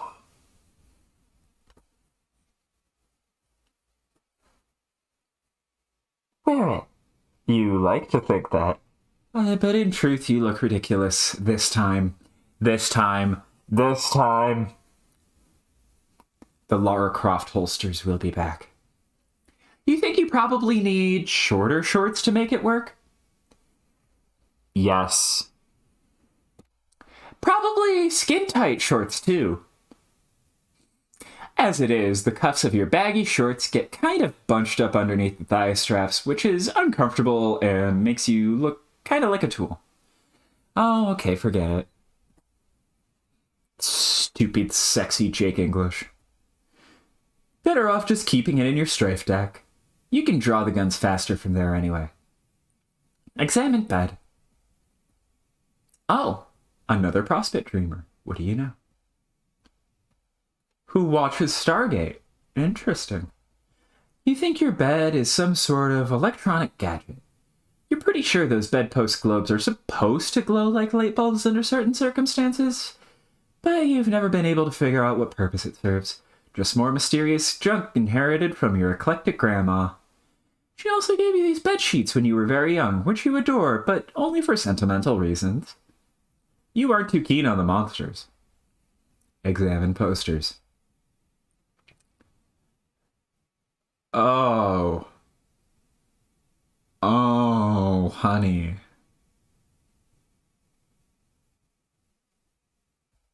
Oh, honey. Which posters? Your whole room is nothing but posters. Sometimes you find it hard to focus on any one of them. You just relax and let your eyes... you just relax your eyes and get lost in all the incredible heroes and adventures which exploded from the silver screen and into your bedroom as well as your heart. Movies are so great. You have never seen a movie you didn't like, you're pretty sure. People give you a hard time for that, though. Gosh, you love movies. Almost as much as you love skulls. And movies that have skulls in them? Like Indiana Jones and the Crystal Skull, the best Indiana Jones movie? Oh my god. So wonderful. Scope out those blue chicks. Oh, did I call it? Did I motherfucking call it? This is your collection of beauties, but you don't call them that to anyone but yourself in private. Because somehow even you are aware of how dorky that sounds. You are oftentimes the recipient of a good ribbing from Jane on account of your peculiar fascination with blue movie ladies. You don't have to justify yourself to her, though. What's even her deal? Any fellow would be off his rocker not to fawn over all these bodacious blue knockouts. You want to make out with all of them. In other words, Jake English is the sort of individual who would have a Ranny body pillow, as well as a Ranny action figure. And a few other Ranny things. Jake, make out with all of them. Dear, sweet Neytiri from James Cameron's Avatar. Oh, if only you were the one who could have overcome his paralysis on an alien adventure planet to become her boyfriend instead of that other guy. Then she could have shown you how to be bold and courageous and stand up to fight for your people, and maybe later engage in a bizarre extraterrestrial reproductive process involving ponytails and a magical tree, you guess? You'll show that curmudgeonly Strider who's just a gigantic shitty space furry.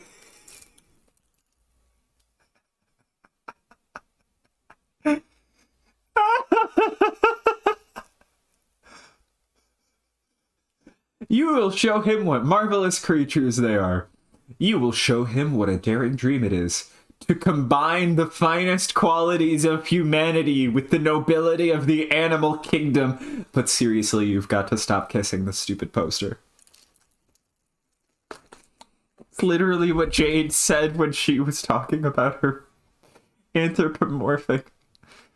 Oh my god. The Mandra chaps! No! Also, National Treasure is a national treasure. Oh my god, is National Treasure 2 there? It is. He has both National Treasure movies on this wall. Both Ghost Rider movies, too! Oh my god, yes! Yes! Yes, that was a waste of time. Definitely. It's definitely not something that you spend much time doing whenever you're alone. Which is always. Anyway, here are some other great movies. Let's go over here. Weekend at Bernie's? Oh, classic. You really think John would like this movie if the things you've heard about him are true. Guys in cahoots make the silly corpse of Bernie Lomax do zany puppet antics, so their schemes can succeed. Guffaws aplenty, as long as you've tried to tell Jade before practically verbatim. As long as you've tried to tell Jade before, practically verbatim. Oh my god.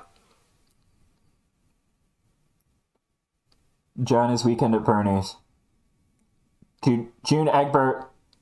June Egbert is Weekend at Bernie's. Why did I not see this sooner? No, June Egbert is literally Weekend at Bernie's, and Terezi is doing the Weekend at Bernie thing. Oh my god.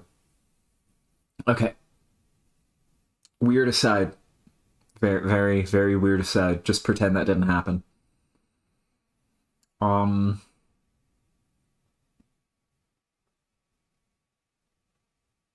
She doesn't much care for great movies like that, but that's alright.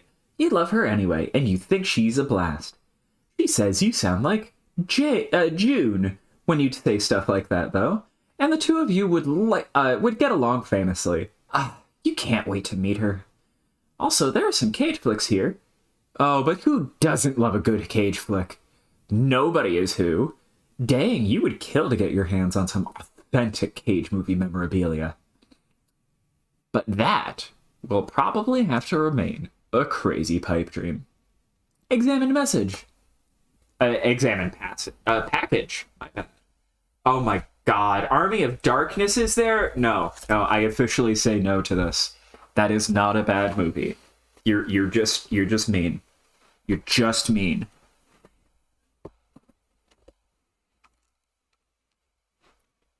Speaking of John, speaking of June, this is her birthday present.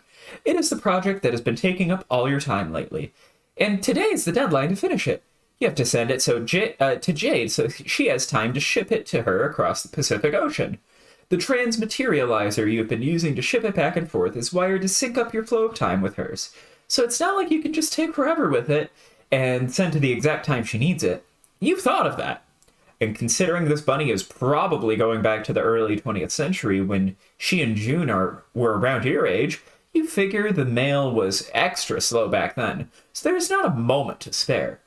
Whew, time stuff's pretty complicated, but you are fairly sure you've got this figured out. Jake, examine bunny. Oh, too bad you'll never get your hands on any authentic cage memorabilia. Anyway, this sure is going to be a sweet gift. Reminds you a lot of the ratty bunny you inherited from your grandma, who of course is exactly who you are collaborating with to make this thing.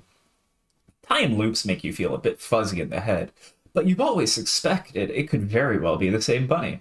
At some point in the early 20th century, Jade gave this robot rabbit to John, who then later it must have been wound up, and then later it must have wound up back with Jade somehow. Then she recovered all the robot parts, hung onto it until she was an old woman, and gave it to you? You guess crazier things have happened, like the way this whole project started in the first place. Jade tells you this little rabbit here, or Terry Kaiser as you like to call him, will save John's life. he will be sitting there on some sort of chessboard battlefield in yellow pajamas, reading a letter when pow, Kaiser comes to the rescue. So you are taking this responsibility very seriously. You have been for years already. In fact, this project gave you a neat idea for what to do for Jane's 13th birthday a couple years ago. You and your other pals all coordinated gifts, each sending a customized rabbit. Lalonde happened to have another bunny heirloom like yours, and Strider... well, Strider was resourceful as usual. If June enjoys her gift anywhere near as much as Jane did, then it will be time well spent. Seriously, between here and now, I'm going to... Happy Homestuck Day! And thank you for making that your first time chat, because we here at Jenny Reed's Homestuck do take the official stance that Vriska did nothing wrong.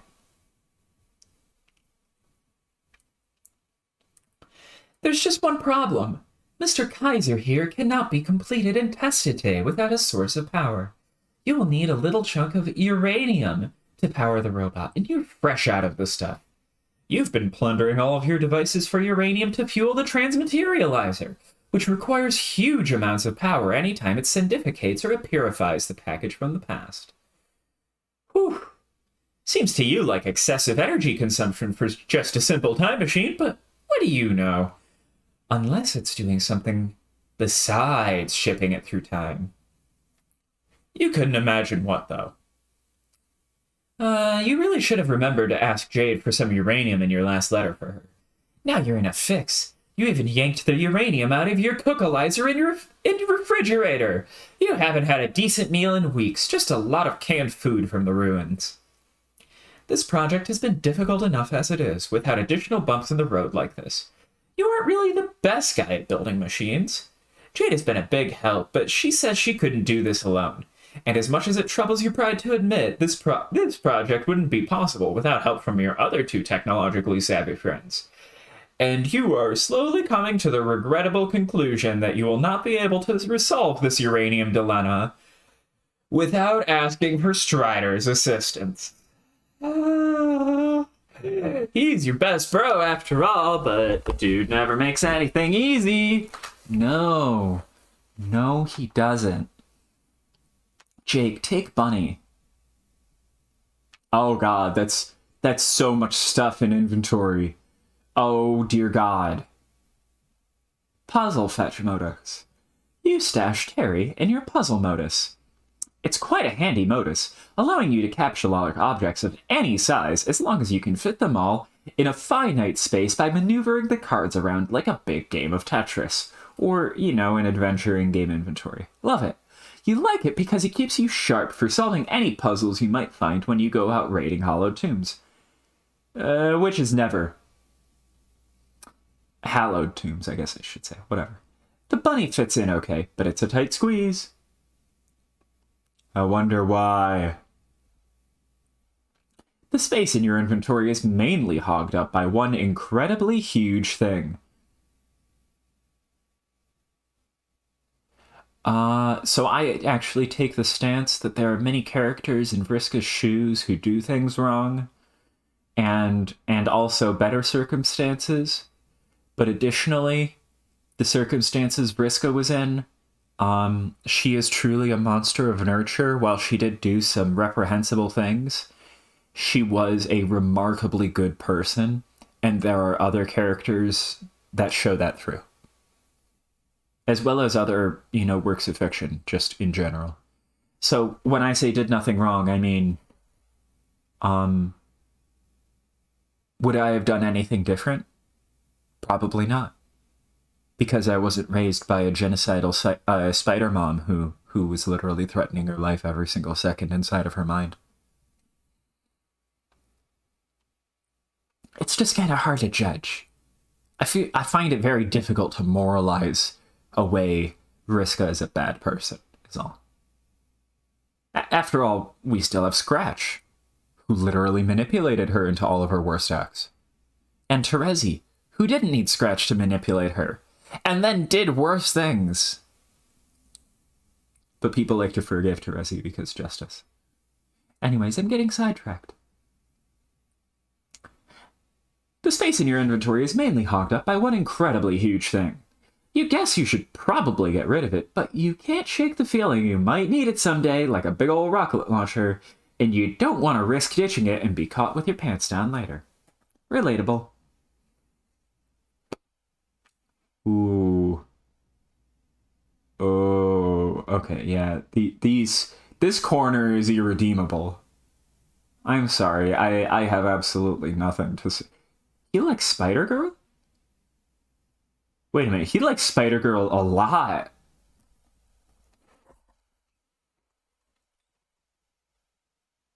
Why did I never notice this?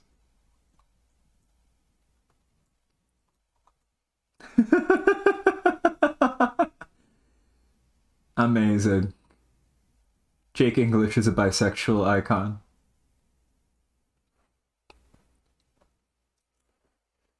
Oh, right, we're about to talk about it. On your work table there are a few comics starring your very favorite heroine of all, Spider-Girl.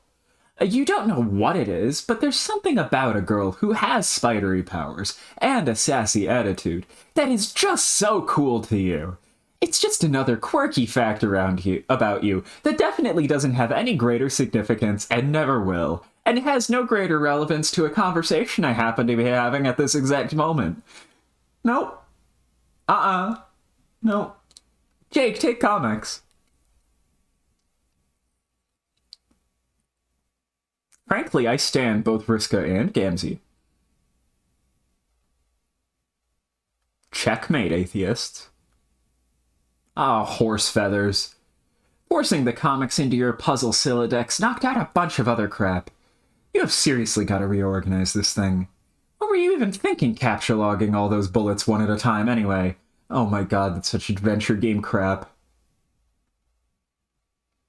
Well, as long as one of your preposterously numerous computers has spilled out of your Silodex, you might as well stop procrastinating and contact Strider to... Hang on. Maybe later. Answer. Uranian Umbra began cheering Golgotha's Terror at 5:45. Ah, hello there, darling. Ahoy, I don't like him saying ahoy when I'm supposed to... Ahoy, crikey. Ahoy, madam. Oh, God, I hate that. I can see why people get irritated with that. Jesus Christ, how do you say ahoy, madam? Ahoy, madame, in a fucking Australian accent. God. Ugh. Okay, sorry, getting frustrated. Losing my composure. I don't relish troubling you with more arm twisting. I'm sure for all I've done so far, you've had a jolly good workout already. But you will be ready to deliver the package today, yes? I'm determined as ever to see this through. But as usual, events have conspired to make a boondoggle of the prospect. I think I might be fucked. How so? Terra needs fuel, and I don't have any left. I think I'm at Strider's dubious mercy for a solution yet again. I will have to ask it. I am doing a bad job between these two. Strayan, come on. Let's put some Jake Englishes on the barbie.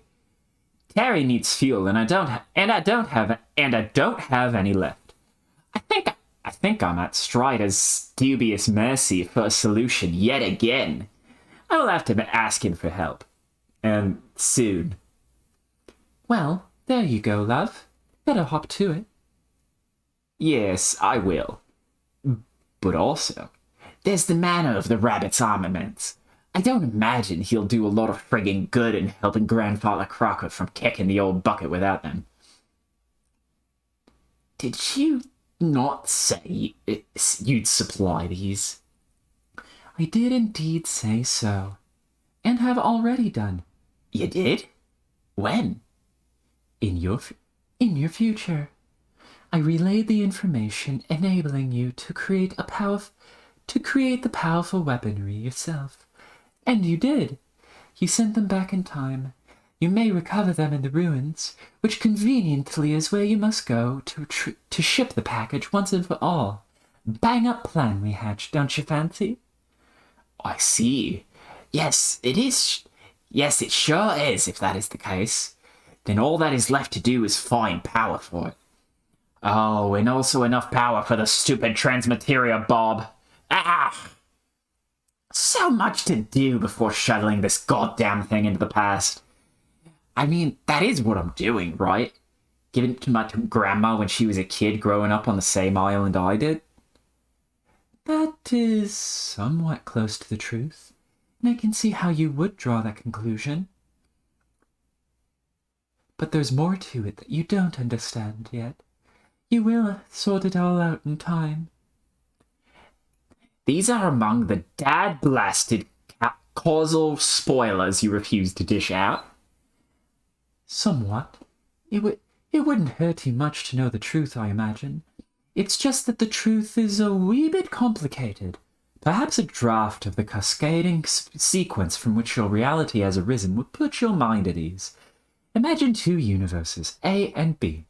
Now imagine there are two instances of each universe, A1 and A2 and B1 and B2. The first universe of each is like a test run that does not quite succeed. The second instance, though, will meet all of its purposes. Now consider that A1 begets A2, A2 begets A1, and A2 begets B1, and B1 begets B2. And the participants of B2 are the ones who will make an effort to exit all this turbulence and folderol. You are one of them, and your young ancestor is another, though she is presently stationed in B1. And yes, she is in the past, though not quite as far as you'd believe, nor does she occupy the same stream of continuity. I'm not quite sure I completely followed that, but okay.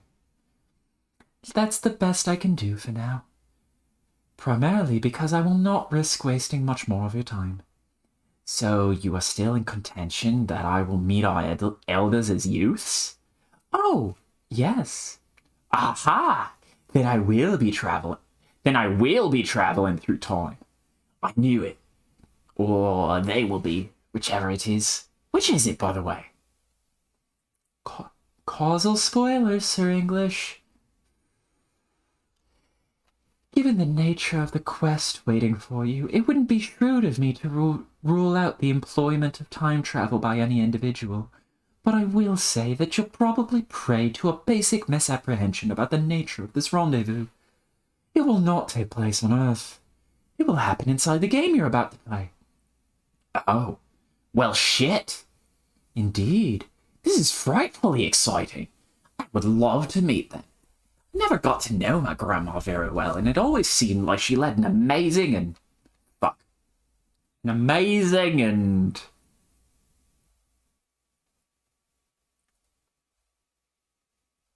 Jesus, I got far.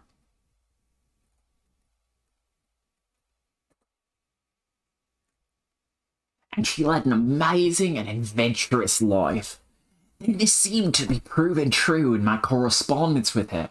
So I'm really looking forward to it. Ow. So true. I'd pay a hefty ransom to get to know my forebears. I remember you mentioned your race doesn't really jive with ours, familiarly speaking. Correct.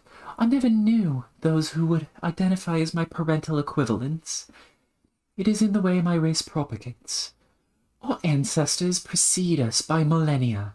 Well, yes, ours do too, but generally we have all those other people in between them, and the most recent ones that are called parents. So, I guess you do not have those, like, systematically? Nope. Never did. Well, neither did I. Miss Alien, I think we are birds of a feather, you and I. When do I get to learn your name, by the way? Oh my god. I am that frustrated Jake. Truthfully? It may be for the best that you never know it. It could stir up some things best left in their present equilibrium. I always wanted to say it that way. And now I think I should bollocks off and leave you to it. But wait, there's still some things I'd like to know. About today. About this game. No more procrastinating. Contact your friend, darling. Yes, fine, okay, I will do that. Just please tell me in the least causally spoilery way, in the least causally spoilery way possible. Ah! What are we even trying to accomplish here? What is even the rootin' tootin' point of this game? I think you will have more fun than you can imagine finding out. But as stated concisely, in short of spoilery, as you so charmingly put it, your objective today is to pave the way for the arrival of gods. Kisses. Uranian Umbra ceased cheering Golgotha's terror. Jake, unearth more computers. Ah, more computers? If you're going to message your good bro, you might as well use a more comfortable computing device. You always found the Husk Top to be a little clunky. Way too hands-on. Here are just a few at your disposal. Your grandma always was an advocate of thorough preparedness. She would strongly advise staying not only armed to the teeth, but well equipped in the computational department. You've been taught you should really carry no less than 5 computers on you at all times. Like a sensible person. Don computers. Those look suspicious. I'm sure there's nothing foreboding about this. Definitely not, especially with that Hulk comic lying there. He's not gonna Hulk out. No, you put on a few of your more ostentatious devices. Luckily, or unfortunately, you grew up alone, so there was never anyone around to point out how ridiculous you look. These were also inherited from your grandma. In addition to being quite the globe-trotting adventuress, she was rather enterprising as well. Her company made many products like this to compete with the corporation owned by the cruel Baroness, who raised her. Sadly, BC Corp eventually crushed her company and forced her into exile. You have always hoped that when Jane takes over that foul conglomerate, she will right all of its unspeakable wrongs. You know she will. You believe in her, after all. Message your good bro. Cap. His good bro is a cap. I wonder what a cap stands for, especially a mindset surrounding a cap. Is there a term for that? Capism? I'll think of it. Capology? No, that's further.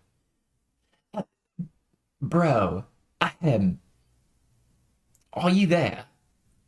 I hate to be a peasant about this, and I know I've made a hearty trouble of myself a good deal lately. State your business, Jake. I should preface this request with an overture of appreciation for how much your cool and brotherly friendship means to me. It has just been absolutely bully having a stand-up gent like you in my corner. Just a grade-A dude who's a cut above the others in class and camaraderie. Gropes for fresh kerchief. I hope this shit isn't coming across as platitudinous. I really mean it. Take it easy, bromide. Just about the only way I could salve endearment from this perilous slope of horse shit would be to discover really fucking soon, mind you, that it was a preamble for some floundering invitation for me to rush to your vicinity as nakedly as possible. But since we've already shot that wad's eventuality on so many dry runs of flustered ambivalence that were as hilarious as they were one-sided, that leaves only one hope for this message to avoid spiraling towards qualification as a critical fucking defect in the hull of the Mach 10 rocket that is my precious spare time. And that hope lies in the extent to which you were practicing artful insincerity. Now's your opportunity to pretend that that's what you were gunning for. I suggest you seize it. Oh, yes, but of course, The ironies. Ah, good grief, how I was bandying them just now. Ah, you know me, dude. Blow smoke off, red hot irony pistol. Non-suggestively. Yeah. Okay, nice.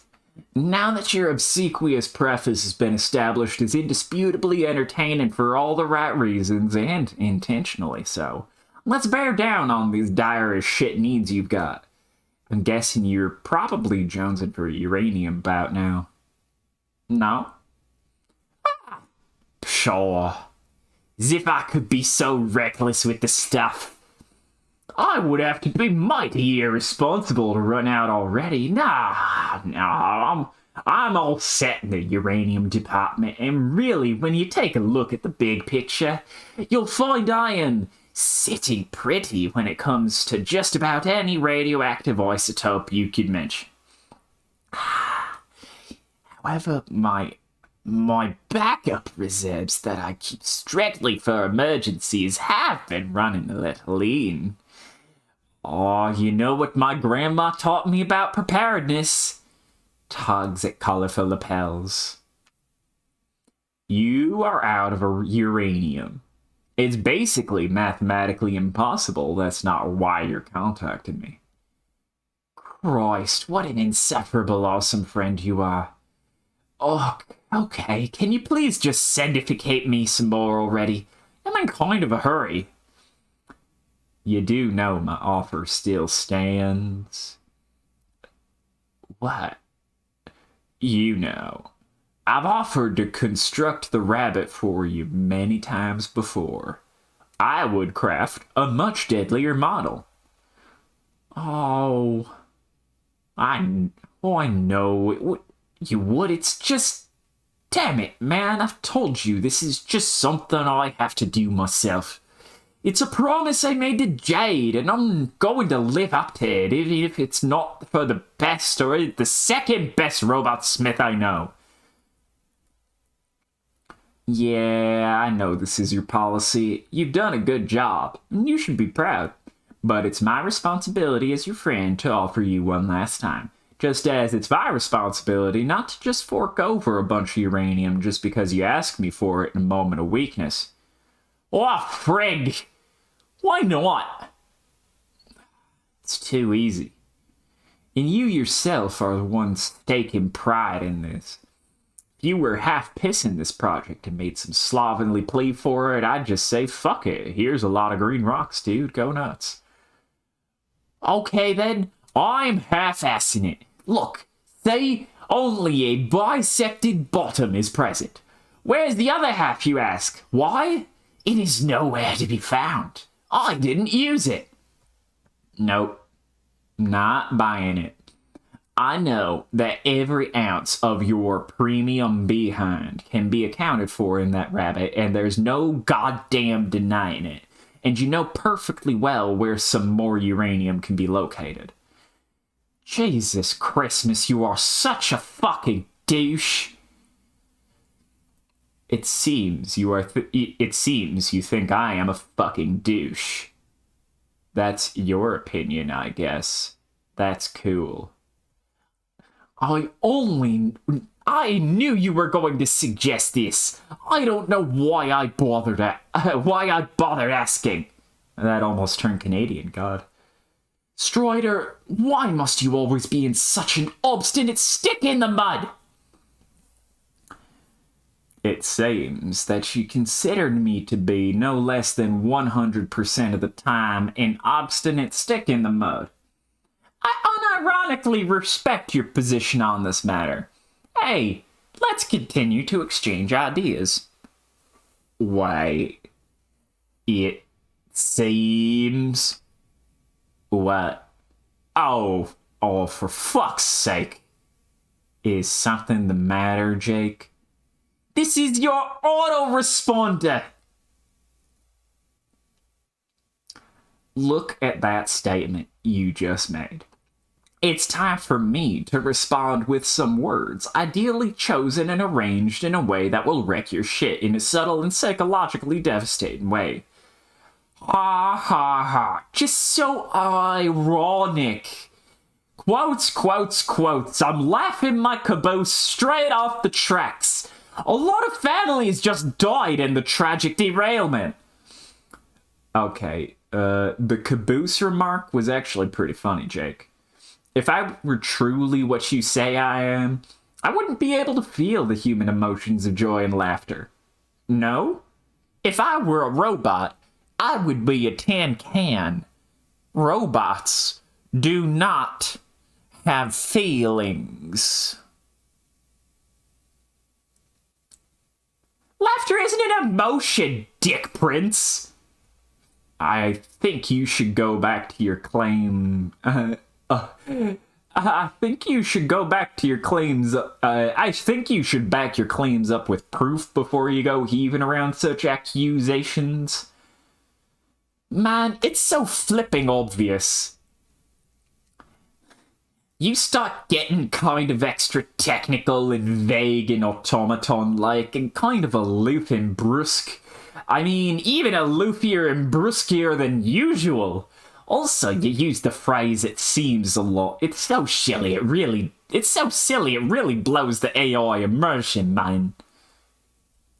Bullshit. I'm being like the perfect dude right now. A fully fucking legitimate human being.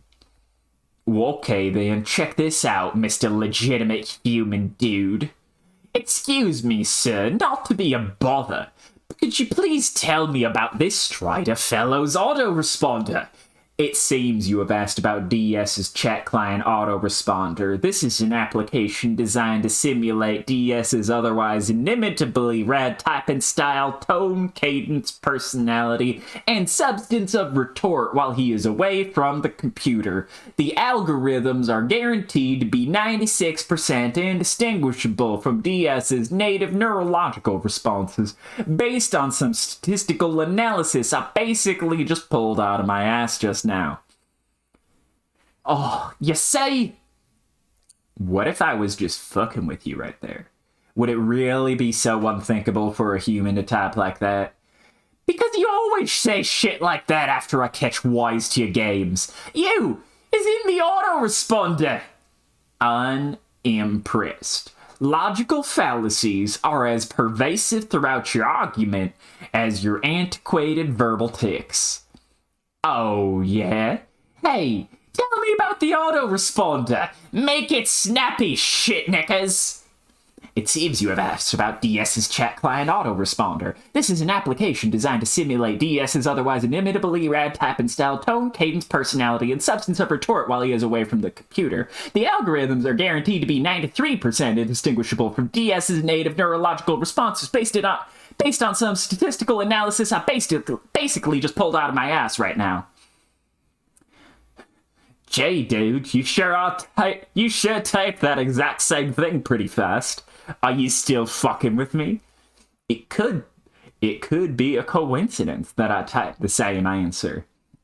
You always type the same answer. It could be a coincidence that I always type the same answer. Well, I can't stand this. Every time we do this, I just wind up whistling Sweet Dixie out of my bumhole.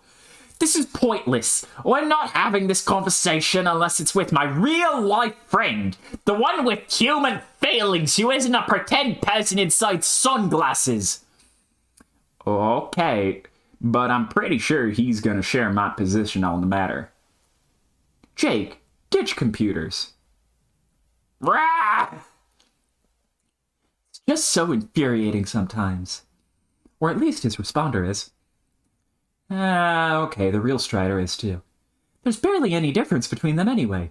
The responder just uses a few more generic response templates. Even those you suspect the AI is savvy enough to use on purpose for the sake of irony, or to give a rise out of you or whatever. That silicon bastard knows damn well what it's doing. You shed this ridiculous outfit because you look like an idiot. Time to get serious here. No more fooling around. You need a more dignified computer. A thinking man's computer. Wear Skulltop. Much better. Now you look like you mean business. No sign of Lalonde online. No surprise there. You wonder if Jake knows where your bro's at. You should try to cool your jets before talking to her. Today's a special day that she's been looking forward to for a long time, and she's probably on cloud 9. You wouldn't want to ruin it for her by being a part of that day. Wow. Pester Jane. Jane, forgive my botherations. I know this is meant to be a spanking rip snorter of a day for you and all, but do you happen to know where the devil fucking Dickens Mr. Strider might be? And the rest of this is a conversation we've seen before. You are curious about Jane's dream. Sounds like it almost certainly has to do with your imminent adventure. You'll have to remember to get the scoop on that a little later. For now, you have other worries that need your focus. You have to go downstairs to check something out. You are pretty sure you know what you're going to find, though. You almost trip on the vine creeping up the stairs. Fucking Elden Ring again! Oh my god. Stupid Radagon's vines. It's too bad your grandma's dead. America always had a way of keeping the flora in check. Am I joking? Yeah, just like you thought. Empty. The thing is out there somewhere, waiting for you. Oh, God. Speak of the devil fucking Dickens. Answer Strider.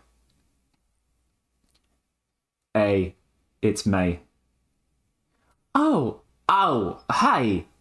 The autoresponder, I mean. Damn it. What is it now? I'm just wondering if you still have your stupid old fangled knickers in a twist, because that's the sort of thing you would say. In regards to what exactly?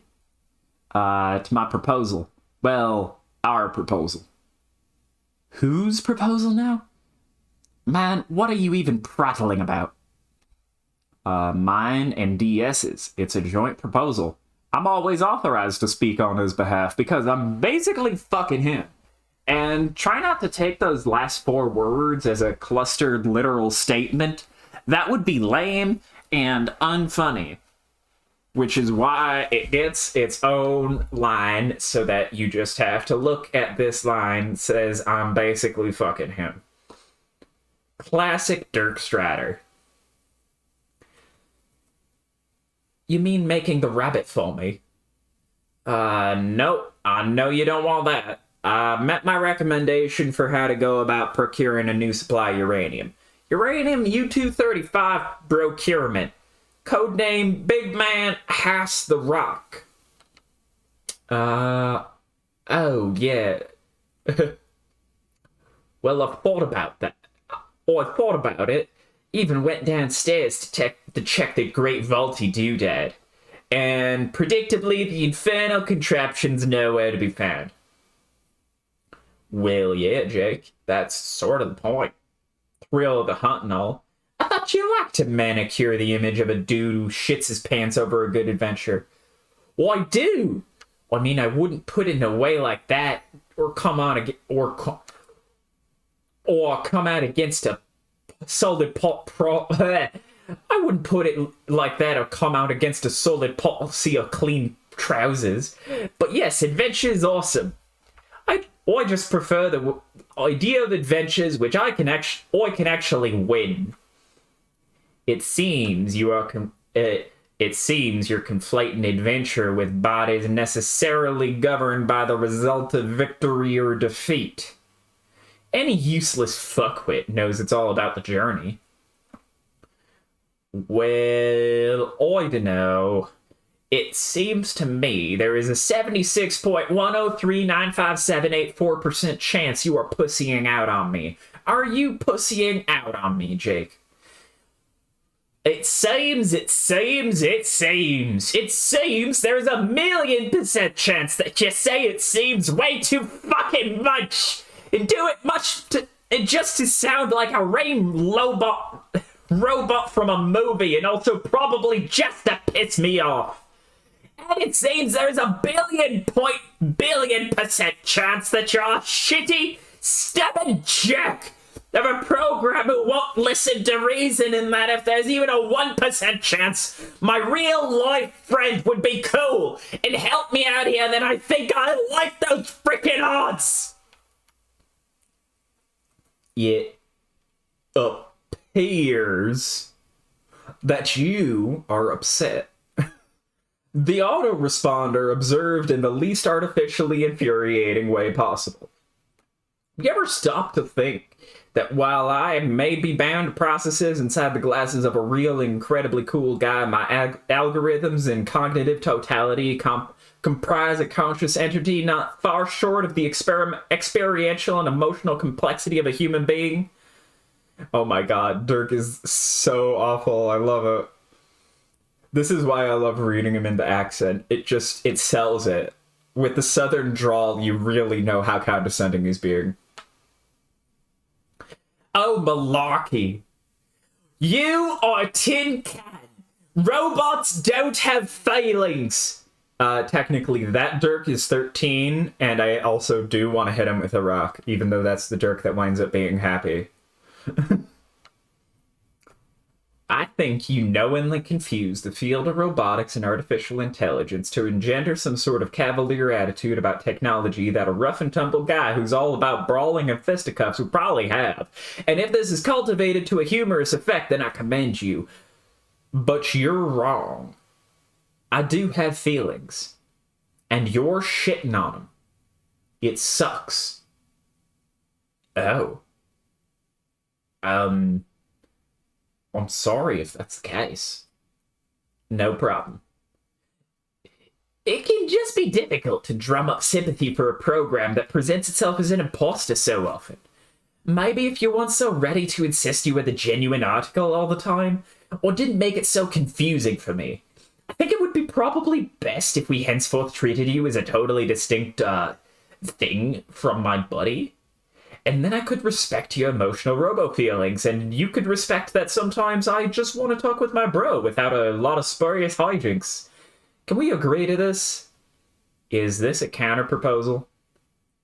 To what? To my earlier proposal. Oh. Yeah, fine, I guess. Man, where is he anyway? Is he taking one of his legendary infinite showers? What can I say? Dude fancies his ablutions. Frig. Okay. Whatever, I guess it's time to prepare for the thrill of the hunt. Fuck yes. Oh, but seriously, that brobot has been the bane of my existence ever since you sent it.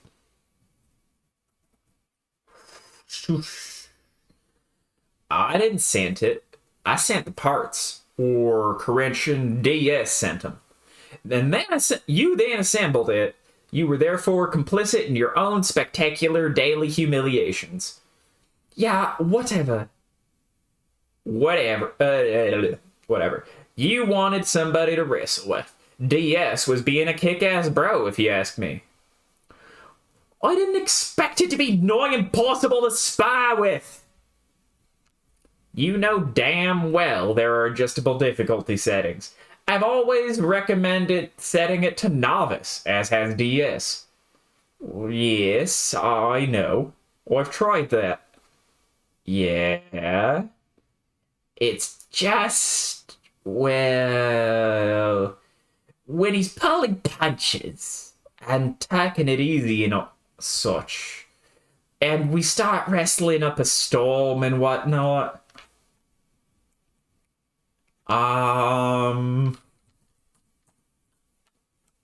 what? It's just that the whole thing becomes, the whole proceeding seems to become a bit tender for my liking. I don't understand. Isn't that what you'd want from a novice setting? Sparring with minimal discomfort? No, I know. It's all fine and dandy, martially speaking. Just the way he sort of... Man, it's so awkward trying to convey this. Just never mind. No, I think I get it. You're saying you were somehow dissatisfied with the presence of my robotic avatar's within the presence of my robotic avatar's personal space. Was there an odor problem? Was the metal too hot to touch? Help me out. No, really, never mind. This is bullshit, Jake. We had a pact. You were gonna tiptoe all the fuck around my brittle feelings, totally mind the shit out of those eggshell-riddled motherfuckers. Seriously. Oh, come on, dude. What does the guy have to do, Jake? You want to wrestle? He's fucking game. Just a man, a machine, a secluded tropical island. Sounds like you died and went to fucking heaven, you ask me. Seriously, what does the simple, loyal brobot have to do to prove his worth to you? What does he have to do to make you at ease with the alkaline sting of his gentle robo-grope? I really want to know. Maybe he should just rip his heart out of his chest and pound it into green gravel there in the jungle with his hella strong robot arm. Invoke _ onomatopoeia, parentheses, pound times some ridiculously precise value retrieved at astonishing speed from our rad neural net. And parentheses, semicolon. Check it out, little green rocks all over the goddamn place, more than you could ever hope to cram in the shoddy metal rabbit or any other pitiable orifice which might be convenient. Because clearly it's up to a soulless droid to feel emotions for the both of us, you callous corporeal carbon ape, all trotting around with your fancy fucking DNA and shit. Oh, but gosh, does your prose ever make a fella feel uncomfortable? Bros. Bros. Oh, right. My mistake. You know what? I've just decided. No. You know what? I've just decided. If the Brobot's novice setting makes you uneasy, I'm gonna disable it remotely. Done. Now, you got nothing to worry about. Aw, man. But now it'll be impossible. Happy hunting, Jake. Fucking shucks, Buster. Okay. If he wants happy hunting, you will give him happy hunting. Happily. Exit. You make a careful motion with a tentative shoe towards the egress case. Then, when suddenly that darned wild character select screen accosts you benignly without notice. You still can't pick a shadowy guy, but maybe you haven't been the other girl yet? Better click her. But if you've been her already, there's really no point of this thing anymore. Time to move on. Okay, I'm done here. Moving on. I think that's actually a good point to call it for the night, because I've been going for about 3 hours now. I thought I'd make a bit more progress than I would, but this is Act 6. And also, I had some shenanigans involved. So.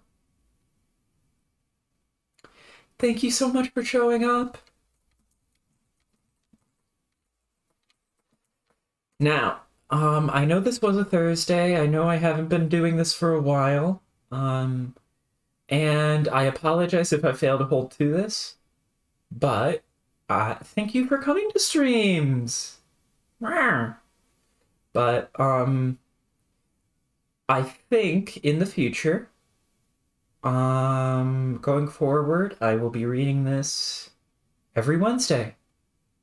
I put it in my calendar. I plan to do so around 2 p.m.